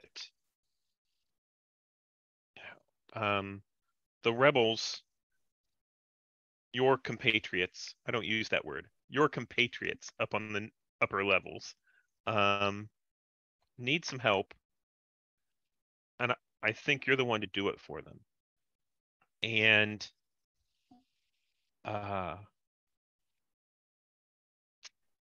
we were put in contact. We've contacted. We formed a line of communication through one of our members, and so we have better details about what's going on right now. I don't know how long this contact will last, but we've got some details that we thought you would be interested in seeing. Cool. So I think this is where we do. If you have actually done this is where we do the flashback. Yeah, I think that's good. So, yeah. I'm doing a lot of talking. I want to check in with everybody. Tritzy, do you want to do the flashback? Yeah, I think that makes sense. Okay. So the flashback would be, getting the technical stuff set up and sort of dialing in whoever. Yeah. And I imagine I would have gotten a name or an ID or something from the rebels on 1314, and so I'm like, maybe I don't even have a name. Maybe I just have like a frequency or something like that. Yeah. And a passphrase, and just like kind of broadcast out like, we're looking to contact Figaro. I don't know, whatever. Yeah. Let me. Oh, there's got to be a.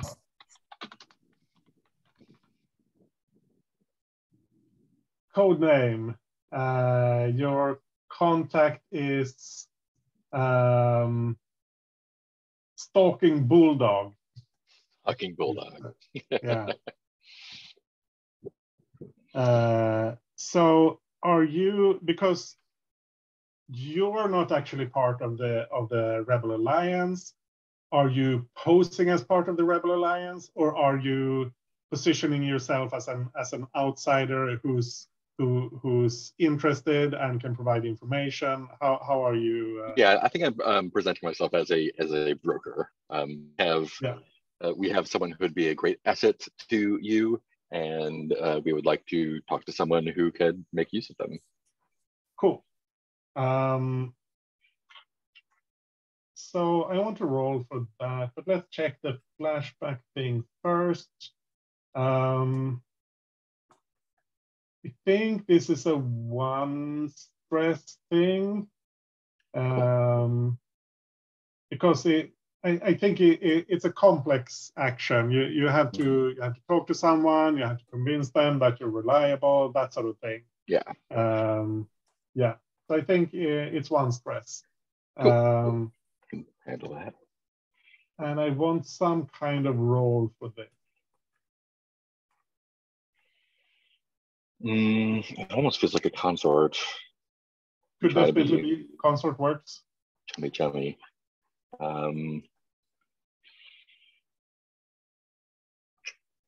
Yeah. So when you're doing this, is one of the others helping you? Like in the flashback, is Etema or Bade providing aid? But I think Bade is I'm coaching you a little bit in how to approach skittish people, right? Yeah. I know how to approach criminals rebels are like. specifically. Yeah. Yeah. Because I have a Trixie has familiar with like protocol that we're aware of, but I've probably never talked to an actual rebel before. Yeah, I've tried to do some labor organizing in the factory, but not like this. Yeah, so you get some code words and some of the lingo, that sort of thing. And so, Bade, this is your ability, right? Yeah, it's the foresight ability. This is how we prepared for this, but it's the second use of that. So that's it. That's done now. Yeah, cool. So that's one more die. Do you want to push yourself or take a devil's bargain? What kind of devil's bargains do we have? I mean, the obvious one is that the communications are intercepted. Someone else finds out about this, probably the ISB. They will hear this conversation. Right. Or at least parts of it. Can I toss out another one? Yeah, sure. I think it's intercepted or someone else finds out information about it, but it's either House Nermo or your house that would complicate life. Rather than it being with the ISB, it would complicate you specifically. Yeah, I like that one. I'll take that. What do you think of that? Okay. Yeah, it's one of the noble houses. We can specify which later, depending on what's most interesting. Or it could be a third house using that information to drive apart those two. Yeah, all sorts of good stuff could happen there. All right, cool. So that's 3 dice. Making the connection. That was a 5. That's a 5. And I think when you're doing this, it's a risky position because of the comms aren't entirely secure and that sort of thing. Yeah. So you do it with a consequence. I think this could be the ISB intercept. Yeah, that's cool. So the ISB will catch part of this. You can resist that if you want to. Yeah, let's go ahead and resist it. Cool. Totally forgot how resistance works. You're rolling 3 dice no matter what. But you choose one of your 2 and everything. Units, but you have 2 in each, and you get 1 extra die. Yeah, probably with insight, probably. Yeah, that seems fair. Yeah. Alrighty. That is a 6. No stress. Oh, no stress. Yeah, you modulate the frequencies. Yeah, so I would probably like to see that there is some interference indicating that there might be a connection and readjust my settings. Enhance. Zoom. Activate Scrambler. Yeah. You get in touch with someone up there. They get the information. And I think that's as far as that action goes. I think you get back from Stalking Bulldog. They acknowledge that they've received the information. This would be a high value asset. So if you can get in touch, if you can get them to get in touch with us, we're interested. Pending verification and all that sort of thing. Yeah, and I imagine part of that communication is getting them the CD. So. Yeah, exactly. Yeah. Yeah, check it all out. We're not lying. Yeah, cool. So you have actually established communications with someone up there. They really are interested. So I think that's when we cut back to the present. So Bade, I think, or Bade and Etema, or Bade and Etema. I think this is when you make some kind of roll to see if you can convince Maxa that this is real and this is something that she could be interested in. Does that seem fair? Mm-hmm. I think Bade has set all this up, and it's Bade's pitch. So Etema will back your play. I'll spend stress to help you out. Even though I don't completely agree with this, I got your back. Okay. I think that Bade says we've established communication with the rebels on the higher levels, and we're getting paid due to your interest. Not a lie, by the way. We are getting paid, just not by the rebels up north. And I, here's what their interest entails and why they need you. And I provide the information that Tritzy had gotten back from the communications that came down. And let's see, that is probably consort. Consort or sway. Yeah. It could be either. With consort, you're kind of like just presenting it straight up. These are the facts. With sway, it's more like the persuasion sort of thing. I'm going to use sway because I'm definitely trying to persuade, and it might be suspicious if I just provided the facts. I've got skin in this game. I want to get paid, right? And if I didn't, Maxa might get suspicious. So I'll roll with sway. That's 2. Help is 3. And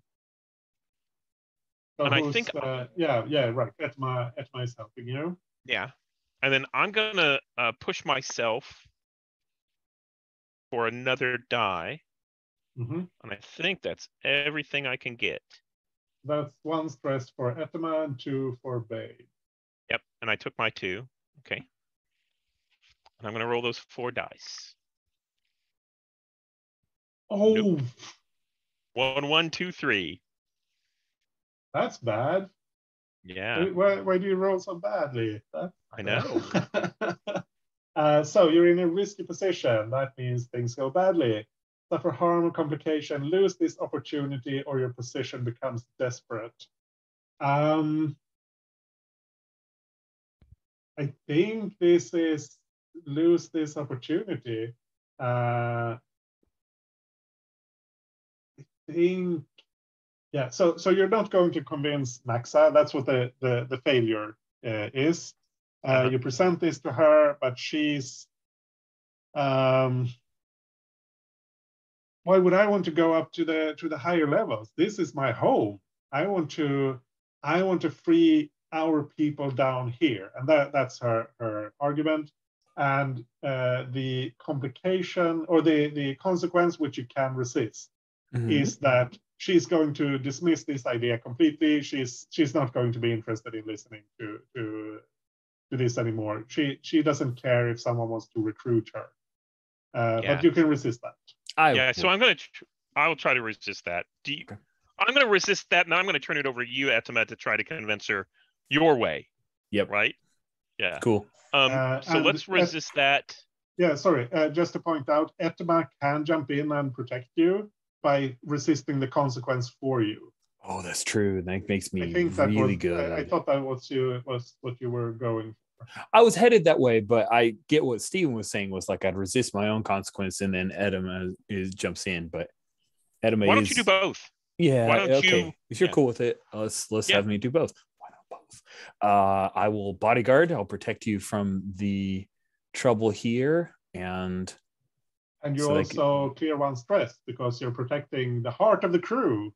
Oh, that's true.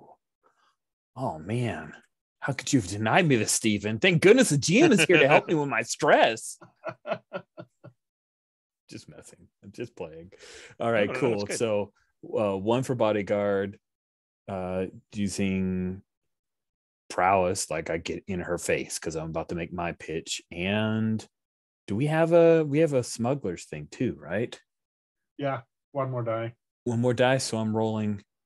Holy cats. This is what I'm built for. I think I'm rolling 1 + 4 + 1, 6. I'm gonna roll like crap because I've made a big deal out of it. This is what happens. Oh, you're going to crit this roll with because it's not really important, and then you'll fail when you're actually trying to do something. Yeah, okay, that's fair. And that's exactly what happened to crit. Which means you clear one more stress. I'm stress-free. And I launch for, I think, sorry, go ahead. Steve. This is where Etema steps in, right? This is like the reason it cleared all of her stress is because this is what she's built for. This is what she's just great sitting at. Here like letting Bade make this smooth, slick approach. Like, yep. Bade's real good at this. Bade's real good at this. She blew it. Awesome. Bam. She reaches out and grabs Max's shoulder. And it's not like she's going to punch her. It's just like, I am grabbing your attention. She says, Maxa, we wanted you to buy into this. We wanted you to feel like you had something to go to. But let me give you the cold, hard truth. Someone wants you dead because you are causing too much trouble. This is your one shot to keep making a difference. Tiri wants to go. I'll go with you. We're going up. We're going to keep fighting. But you went too hard. You didn't play smart, just like I didn't. I got another chance. This is us giving you another chance. You take it. You've got to take it. Don't leave Tiri alone. Ooh, that's really good. It's too bad I can't give you bonus dice just for for talking. That's fine. I think I'm commanding. Yeah. Commanding obedience to the force of personality. Yeah. And if I'm not mistaken, whenever we first came in, you said Maxa had a couple of people with her, right? Yeah. And they're still there. And when you grab Maxa, they kind of step forward, but she like waves them off. I think whenever they step forward, I pull out guns, at them just to cover everything. So I'm going to. That's my help for Etema, saying this shit's got real. God, so good. Yeah, Trixie's also like, oh my God, okay, be cool. Trixie's like, these people are so bad. Oh, they're bad at their jobs. What did I get myself the into? Worst. Oh no. And it was like, I have never lived like I have in these last few seconds. If I slip in and accidentally say like Farscape curse words or anything, I apologize. I have Farscape playing in the background while I work for the last 2 days. Just like from season 1, I got to season 3, all on mute, all with closed captioning, all going, oh God, I remember that scene. Oh, that was so good. Wow, that was weird. So I is Farscape the one with puppets? Yes. Yeah. Yes. I watched a couple of episodes, but I don't remember why I didn't continue. It's an acquired taste. It is by far my favorite sci-fi TV show I've ever watched. That's the one with the sentient ship? Yes. Or is that okay? Yes. Yeah. And it's a co-production with Jim Henson, so they have some incredible aliens. It's just great, and it is trippy as hell. Yeah, I need to watch it at some point. I don't know if it's available in Norway on Prime Video, but it's the whole thing remastered and everything's on Prime Video in America. Totally worth it. All right, here we go. In Norway, so. I'm in Sweden. So. Sorry, fuck. I have another friend who plays with me on Sundays in Norway, and I'm also an idiot American. So those are my only defenses. Why did I say Norway? I'm sorry. I know you're. It's fine. Okay. So command, you're at 2 dice. I'm at command with 2 dice. I am so pushing myself. You get aid from Bade. And I got aid from Bade aid. Yeah. That's 4 what dice. Is my effect? Ooh. That's interesting. Because you said you couldn't give me bonus dice for talking, but maybe I've made the effect. Okay. I think this is great effect. I mean, your speech, which is very heartfelt. I mean, you've been through this. This is what you wanted to say to her, combined with how Bade is obviously taking this very seriously by pulling guns. I love that Bade has my back. So great.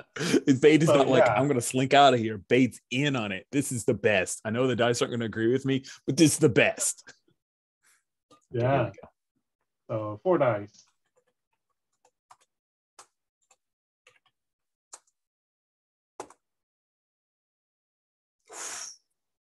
Feels right. That feels kind of okay. I mean, that feels like the fiction would want a mixed success there. 4. Yeah. So you do it with a consequence. You get through to her. You're obviously you're speaking from the heart. And I mean, someone wants to kill you. She knows people want to kill her, but you make it. You make her understand that this is not just people want to kill you because of your position or your that this is personal. They're after her specifically because of who she is and what she does and the way she does it. Yay! I communicated well. Yeah. So she gets it. You bring in Tiri, and that you have obviously you have set this whole thing up. It's ready. She doesn't. It's easy for her to say yes. Basically, you've paved the way instead of just someone wants to talk to you. You get in touch with them and I'm sure they'll give you a fancy job. This is you're giving her a way out of a dangerous situation for her where she can be together with her sister again. So that's really strong. The complication, I think there are 2 complications here or 2 consequences. One is that your position becomes desperate because you're drawing a lot of attention to yourselves. Oh, that's so right. I'm not resisting that. And the second is that you're going to get kicked out of Scarbo's because you're allowed to be a bit rowdy when Boko is with you because they know that he will keep you under control. But when you start pulling guns and he's not there to keep you in check, then they don't trust you enough. So I am inclined to resist that. I'm not sure how I resist this thing. I mean, maybe this is. I think it's not like they. I think this is Hogak's who saw that something's going on here, and he comes over, and he's not like being threatening or commanding you to leave. It's just that, okay, this has gone on far enough. I don't know what you're doing here, but you're scaring the customers. You're costing Scarbo money, and we can't have that. So please vacate the premises. Come back some other day. It's fine, but I gotta kick you out for this. So I'm inclined to resist just because I'm good at resisting. But I think in the fiction, what Etema would do is look to Maxa and say, come with us right now.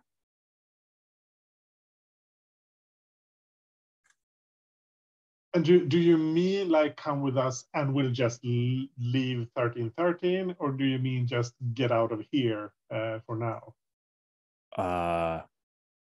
Etema means we're leaving 1313 like right now because that's what the job is. But Yeah. I just wanted to. I know I kept it kind of vague, but you're right. If to be clear, Etema is saying, "Let us go and leave here now, so you leave alive, and we move on with our lives." Yeah, and you have convinced her, so that's not the issue. I just wanted to. Yeah, no, I get you. I appreciate the question. I understand. And she, you notice. I think you, Etema, I think you're the one here who knows her the best. And you notice that she hesitates. And that's not what she usually does. I mean, she's straight on the action. But she hesitates. She covers it by taking a swig from of this not Mandalorian beer, the off-brand Mandalorian beer, the Mandalorian beer. And Blance. And she looks to the people who are with her, and they don't know what to think. But then she says, okay. She puts the beer on the bar, and she goes with you. Awesome. And it grabs Max's mug, drains it, slams it down, looks at the guy who was like, "You have to go," and she like puts it down, and then she'll walk out. Trixie follows at a respectable distance. Yeah. Trixie smart. So Trixie, she talks to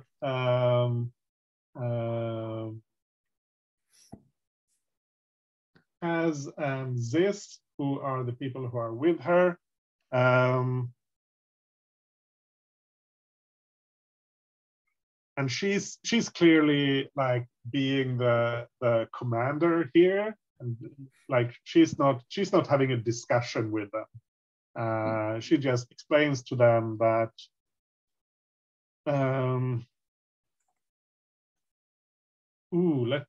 I need to make a self insight roll for Maxa here. Let's roll it up. Middling, yeah. She, I think Bade, I think you spot this. She's understood how this is going to work out, and she's taken what Etema said to heart, but she doesn't say it. She doesn't say that she's realized that the way she's leading the rebels is going to land them in trouble. She just, but she tells Az that you and this, you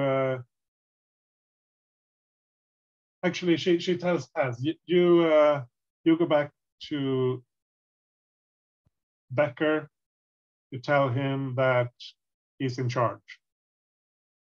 I'm going to go up. The interior are leaving. This, you come with us just until we pick up Tiri.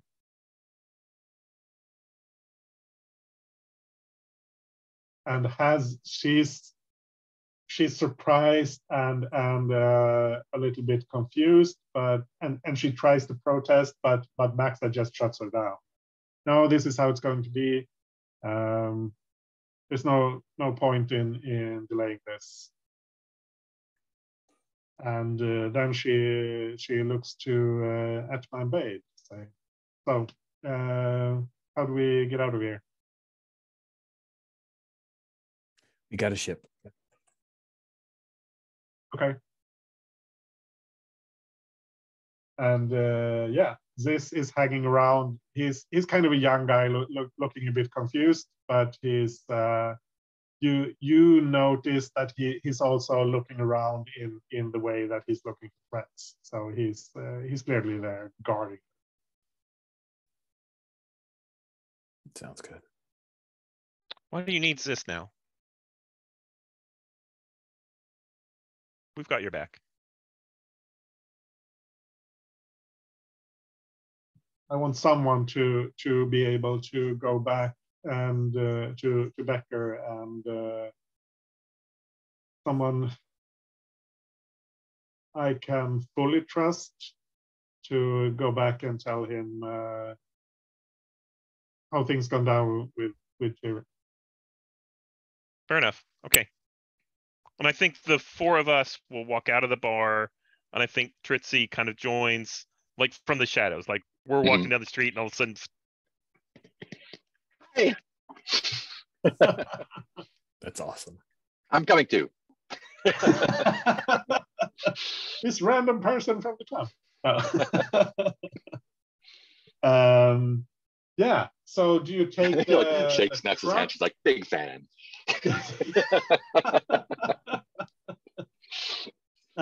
So do you take the truck back to the docks? Is that the plan where the ship is? Clean exfil. So do you take the same route, or do you go a different way? Etema definitely wants to take a scenic route. Also, it would be smart to always travel back in a different direction. yeah. So I think that Etema is exactly right. We need to go back the scenic route, but with a different route. Yeah. Just so that they wouldn't see us coming and going the same way and be able to get prepped for us. But this is also a way that Maxa can say her goodbyes as we drive through the old neighborhood. Yeah. So this is the truck has room for, I think we've said it's got room for like 2 people in the cockpit, kind of in the inside, and everyone else has to be in the like the loading bed, whatever you call it, the open area in the back.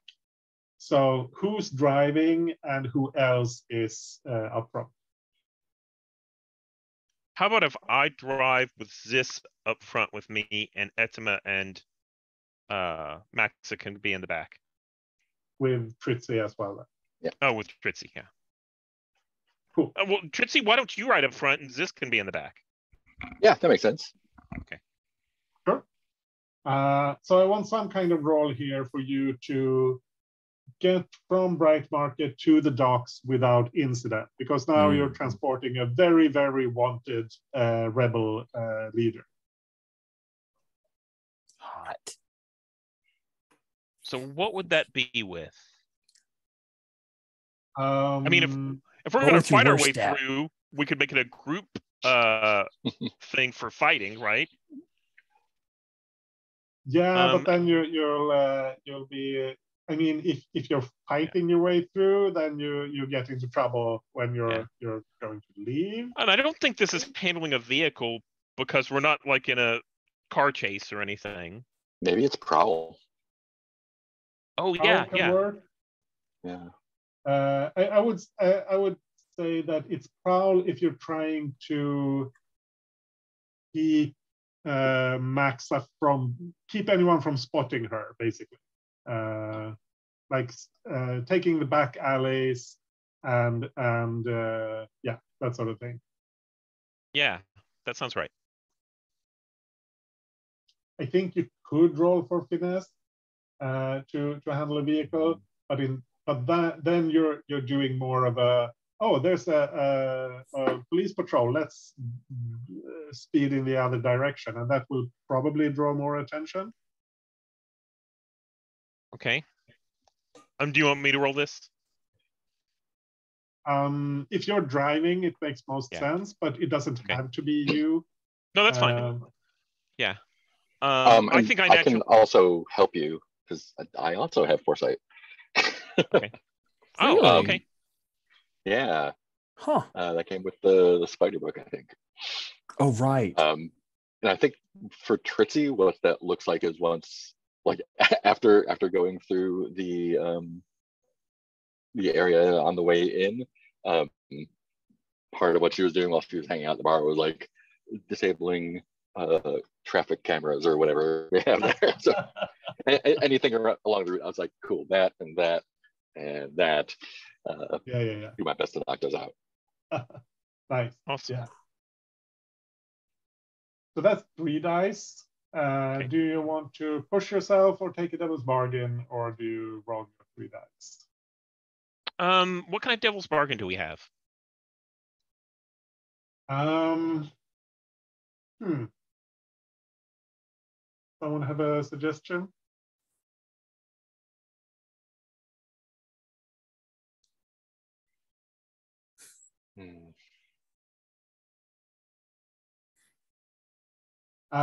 Maybe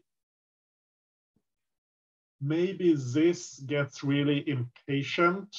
He thinks, because he's kind of a young guy, and sure, he's a rebel fighter, but now this is a different kind of thing to him. Max is leaving, and he's feeling the pressure. So he gets really irritable, and he's not happy with you guys. Basically, you're taking his boss away from him, and so he doesn't like you. He's going to be a bit. He could become trouble further on. I think I'm not going to take that devil's bargain, just because I want to make sure that the rebels are as friendly as possible with us, but I am going to push myself. Cool. So I think that gets me to 4 dice. Yep. And I think that's all I can do. So let's see what that's like. I could back you up, I think. Fritz is already. Oh, right. Okay, cool. Yeah. And are we in a risky or a desperate position? You're risky. Risky. Okay. And standard effect. That matters. Ooh, that's a crit. Ooh, Oh, nice. wow. Yeah. Nice. So you do it with increased effect. Yeah. I think what this is, so you get through the foundry and the Warren and the fish market, no problems. You know exactly which back alleys to take.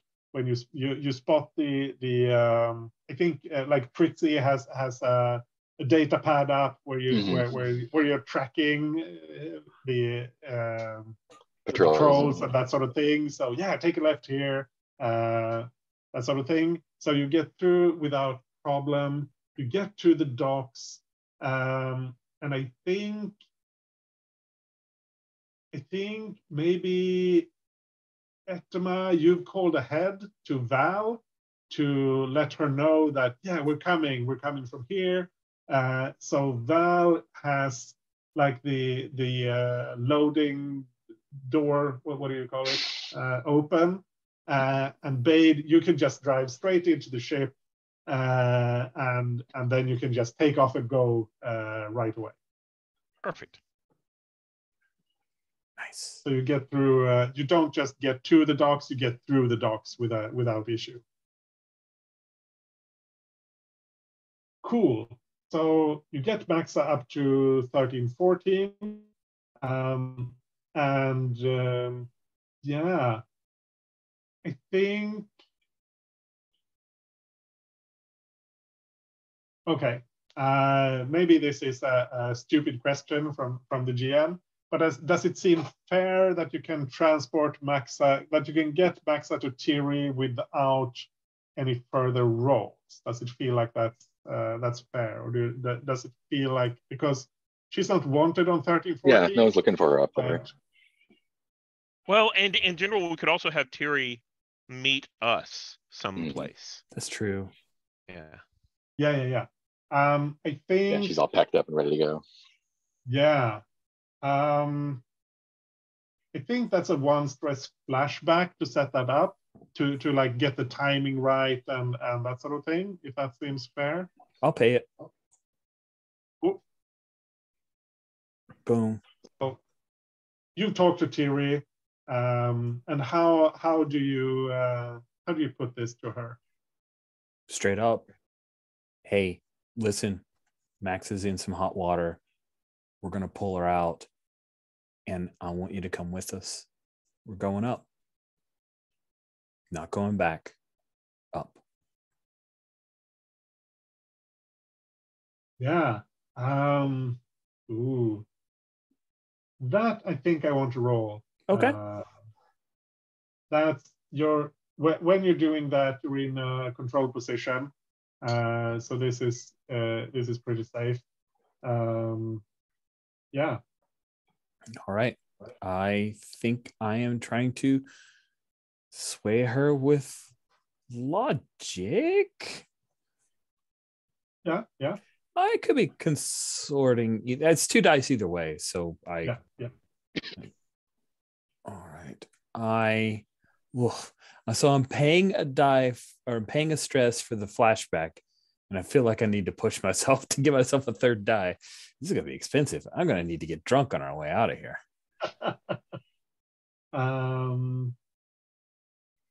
Oh, do you have a devil's bargain for me?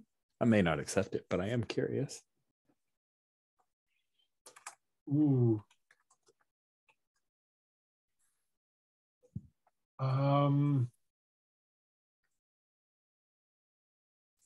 I can't think of some. Oh yeah. I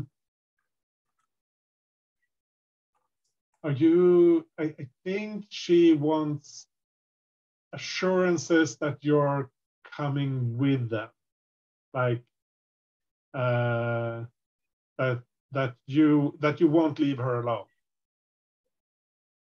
Oh, I'd definitely give her that assurance. Yeah, that no problem. Easily. It's a guarantee. Rock solid guarantee. I'll get her name tatted right here. Not with the check boxes with the stormtroopers, but I mean, like, you know, in case dead, take care of Tiri. I think you can use your loose cannon now, right? Oh, that's true. That's a mighty fine point. An extra die. Oh, loose cannon, you finally pay off for me with my high stress. Okay, cool. So I'm sitting at 5. I round up, so that's 3 plus the devil's bargain plus my stress. Awesome. Wait. Hold on a sec. No, wait. You can't push yourself and take right, exactly. So yeah. I'm pushing myself to do this thing, but I'm pushing myself, so it still gets me to 5 stress. I'm just rolling 4 dice. Either way, I'm 4 dice, which is 3 rounded down plus devil's bargain, or 4 dice. Yeah, it's fine. No, it's rounded up. It's the 3 dice from loose cannon plus 1 for pushing yourself. Correct. You'll get the die for pushing yourself for when you're using loose cannon. Is a bonus thing. It's devil's bargain.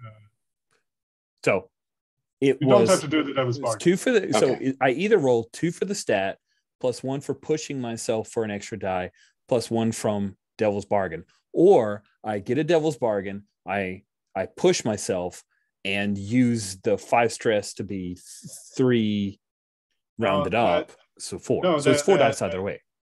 It's 4 dice, but the thing we did wrong was that you can't both push yourself and take a devil's bargain. You can only do one of those. Right. Gotcha. Yeah, you're right. But you have to push yourself to get the loose cannon thing. Yes.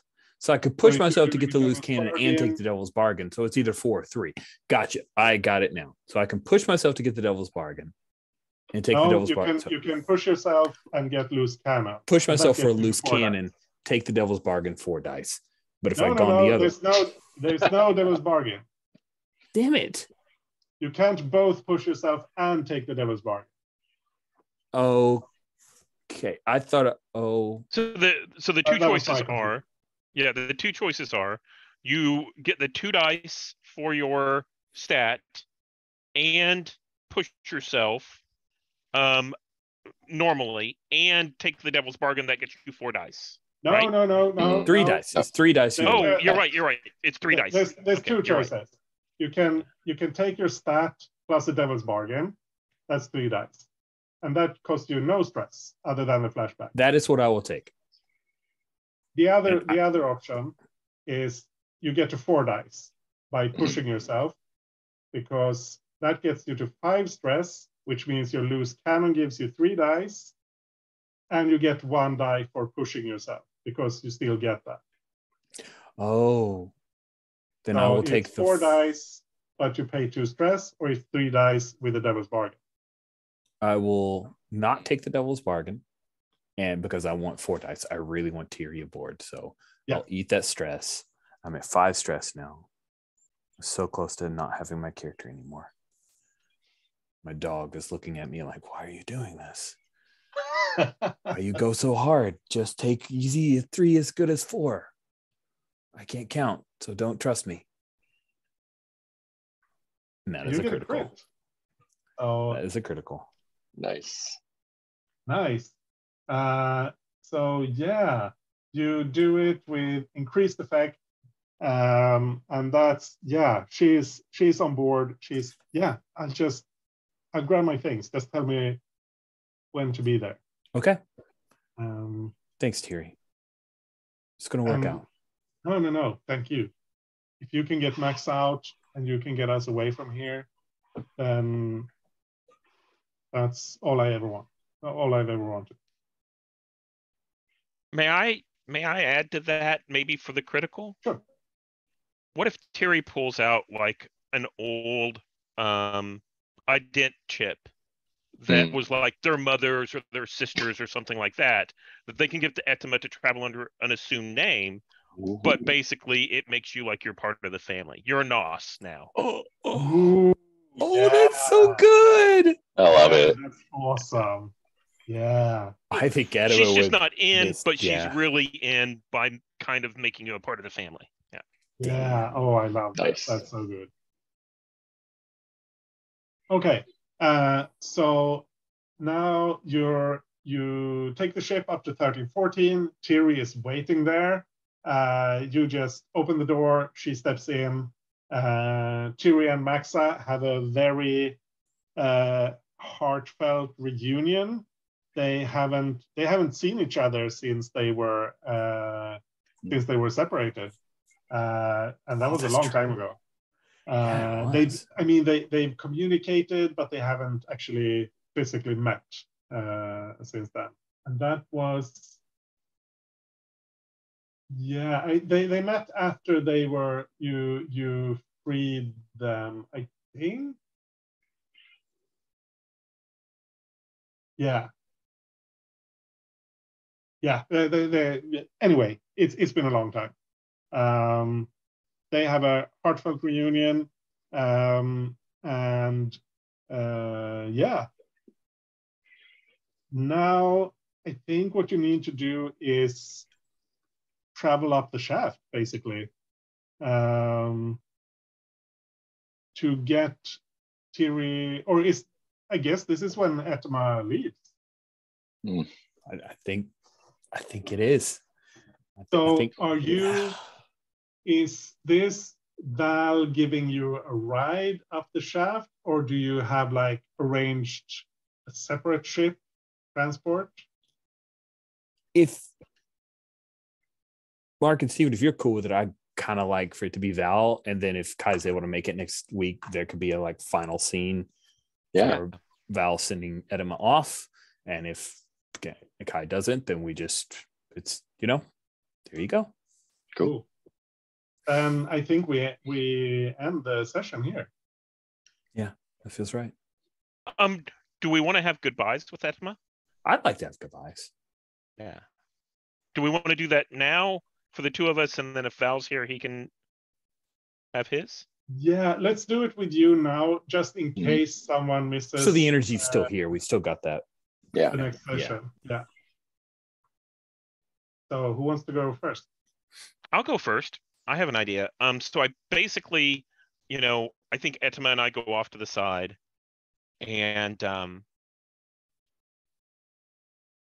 we talk a little bit. the camera can't, the zoom in doesn't get all of the words, but there's obviously some gravitas to it. And then I think we see Bade lift up her sleeve, and she has like a copy of one of Etema's tattoos on her shoulder. Right? Oh my It's goodness. a small little thing, right? But it's like, it's not Etema's name, but it's a copy of something like that. Yeah. Oh, that, yeah. Etema just hugs and squeezes tight. And I think after a moment, she reaches down and pulls up. I don't know if you can see it on the pic, but she pulls up her vibro knife and she like shoves it into your hands. It's clean. Nice. It's clean. And I think, Bade kind of takes it and, moves it around a little bit. And I'm like, good. Okay. Thank you. Yeah. When that saves your ass, you think of me. And then run. Yeah. I'm good at that. She runs her fingers through Bade's hair. You're good at a lot of stuff, Bade. It's been great watching you grow up, really. And I think whenever you put your hand through her hair, she kind of shakes it off like a grown child would, right? Like, and it's like, yeah, you too. It's good seeing you grow up too. You're just talking about me growing my hair out. Cool. Tritzy, I didn't get as much chance to get to know you as I wanted to. Yeah, but I liked you anyway. I know you've been around the longest, it seems like, and it seems like you kind of held the crew together, sometimes more than you held yourself together, but that's all right. Any words of advice for this for these jokers? Keeping them together, keep them alive. It may not feel like you can, but you can trust Bade. Val's heart's in the right place. But I can't trust him. I don't trust him yet. But I'm going to look for his kid for him. So. All right. Good to know. You can have my room on the ship. The nice one? Yeah, it's the best one. All right. I talked to who was the bartender at our bar? Crap. Did we? Ooh. I thought we had him on the sheet. Yeah, it was the.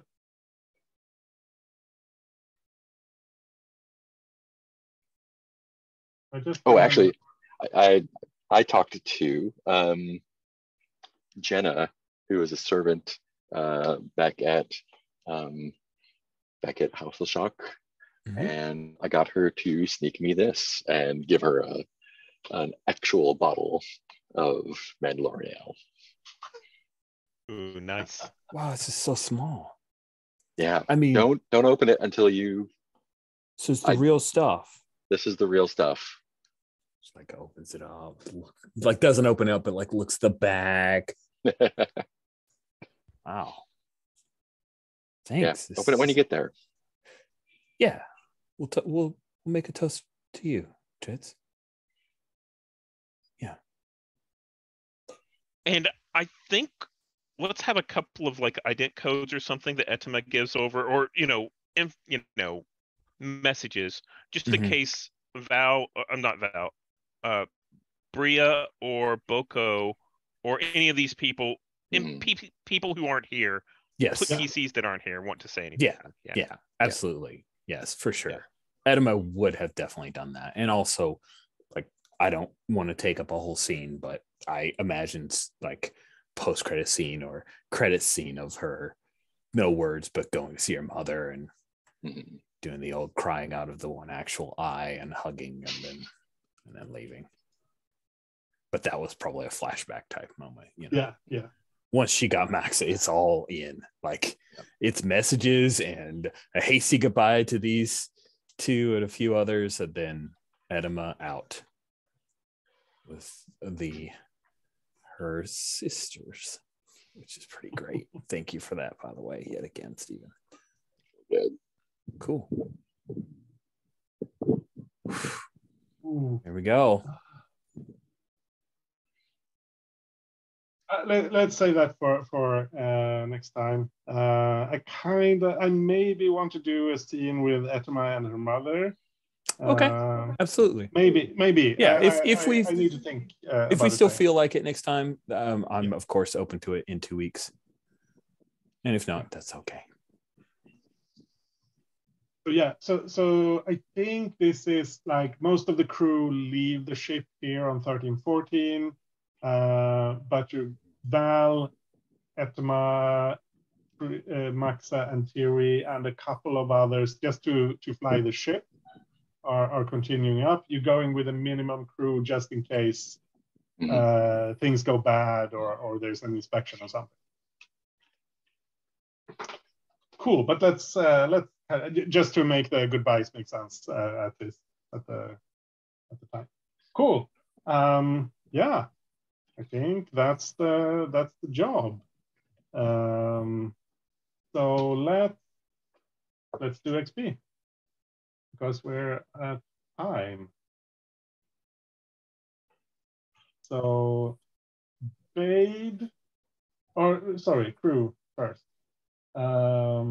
Did you execute a successful smuggling operation or acquire new clients or contraband sources?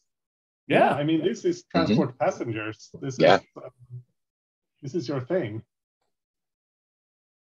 You did do that. So it feels weird to move into this mechanical stuff right after this, but we still need to do it. So yeah. Did you contend with challenges above your current station? I don't think so. I mean, vertically above. Cute. That's funny. Actually, the ISB is tier 4, so technically. Technically, we did. So you get 1 technical XP. Yeah, you get an XP for that. Things could have turned sour with that. So, yeah. Did you bolster your crew's reputation or develop a new one? You're currently daring and loyal. It feels like loyal. We could have just killed Maxa real easy. Real easy. Yeah, loyal seems fair. Did you express the goals, drives, inner conflict, or essential nature of the crew? We definitely, I think, did inner conflict as far as Bade was like, no, we should try and set this whole thing up. And Etema was like, nope, we're going to make this we're going to tell her the truth. And the truth worked. So, yeah. Yeah, I think that's fair. Do you think you hit that one twice? I think just once. Yeah, I think just once as well. Yeah, that seems fair. Etema, super important that you get your XP. But let's do it, just in case. Did you address a challenge with violence or coercion? I think coercion, unless you think, okay, all right. So, yeah. Coercion. Yeah, I mean, really getting in Maxa's face like that, I think that should count as coercion. Yeah, you got her to do what you wanted under the threat of death. It is definitely. Yeah. And I think express your beliefs, drives, heritage, or background. For sure. I think at the end, the goodbyes, the dedication to Tiri when she's like, don't leave me. Is that part of our devil's bargain? I think so. Yeah. Mm-hmm. Yeah. I'm inclined to say you hit that one twice. Okay. but I don't think you struggle with issues from your vice or trauma. You don't think I was reckless? Okay. Ooh. Oh yeah, yeah, that's true. That's true. Sure, take an XP. Okay. Cool. That is exactly enough to get my last playbook advance. Yes.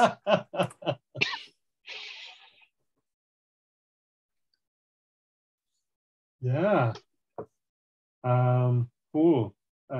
Fritzy, did you address a challenge with technical skill or influence? I think I did both of those. Yeah. Yeah, I think so. So that's 2. Did you express your beliefs, drives, heritage, or background? Yeah, I think so. With the scene with my brother. Yeah. Yeah, that was awesome. Yeah. I wonder if he's still around. Sleeping under the bar. Wondering where you went. It was supposed to party. I have a job. Excuse me. Did you struggle with issues from your vice or trauma?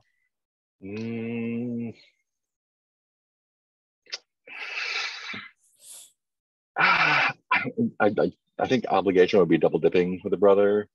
Was I soft at any point? I don't think so. No. I mean, kind of your reaction to 1313. Why doesn't Yeah. do anything That is about true. Oh, yes, that was so good. Yeah, I'll take that. Cool. That's the XP. So let's do the stars and wishes. Oh, we skipped mine. Oh, sorry. Did I skip you? Left it somewhere in Norway. Yeah, I did. How did I? Wow, weird. Okay. Yeah. Did you address a challenge with theft or guile? So with guile trying to sort of trick Maxa. Yeah, I think that's fair. Mm-hmm. Did you express your beliefs, drives, heritage, or background? I think background and beliefs by not approaching this as directly as Etema did. Like, no, we have to make her think that we're doing her a favor. That's so bait. Yeah, that's fair. Did you struggle with issues from your vice or trauma? So I wasn't sure about that, and I thought about it a little bit. And the only my trauma is unstable, and the only thing I could think of was the quick switch from "we're doing you a favor" that like, no, you're coming with us. Yeah, pulling the guns feels. Yeah, pulling guns. That should definitely count. Okay, so yeah, that'll be 3. Yeah, cool. Sorry, I don't know how I failed that, but yeah, no problem. We were busy talking and distracted, during that process. So yeah, no big deal. Yeah. Sure. Cool. Do we want to finish anything up with a job real quick, so we don't forget it 2 weeks from now? I'll make a note of of handling the entanglements in the water. Perfect. Yeah. Thank you.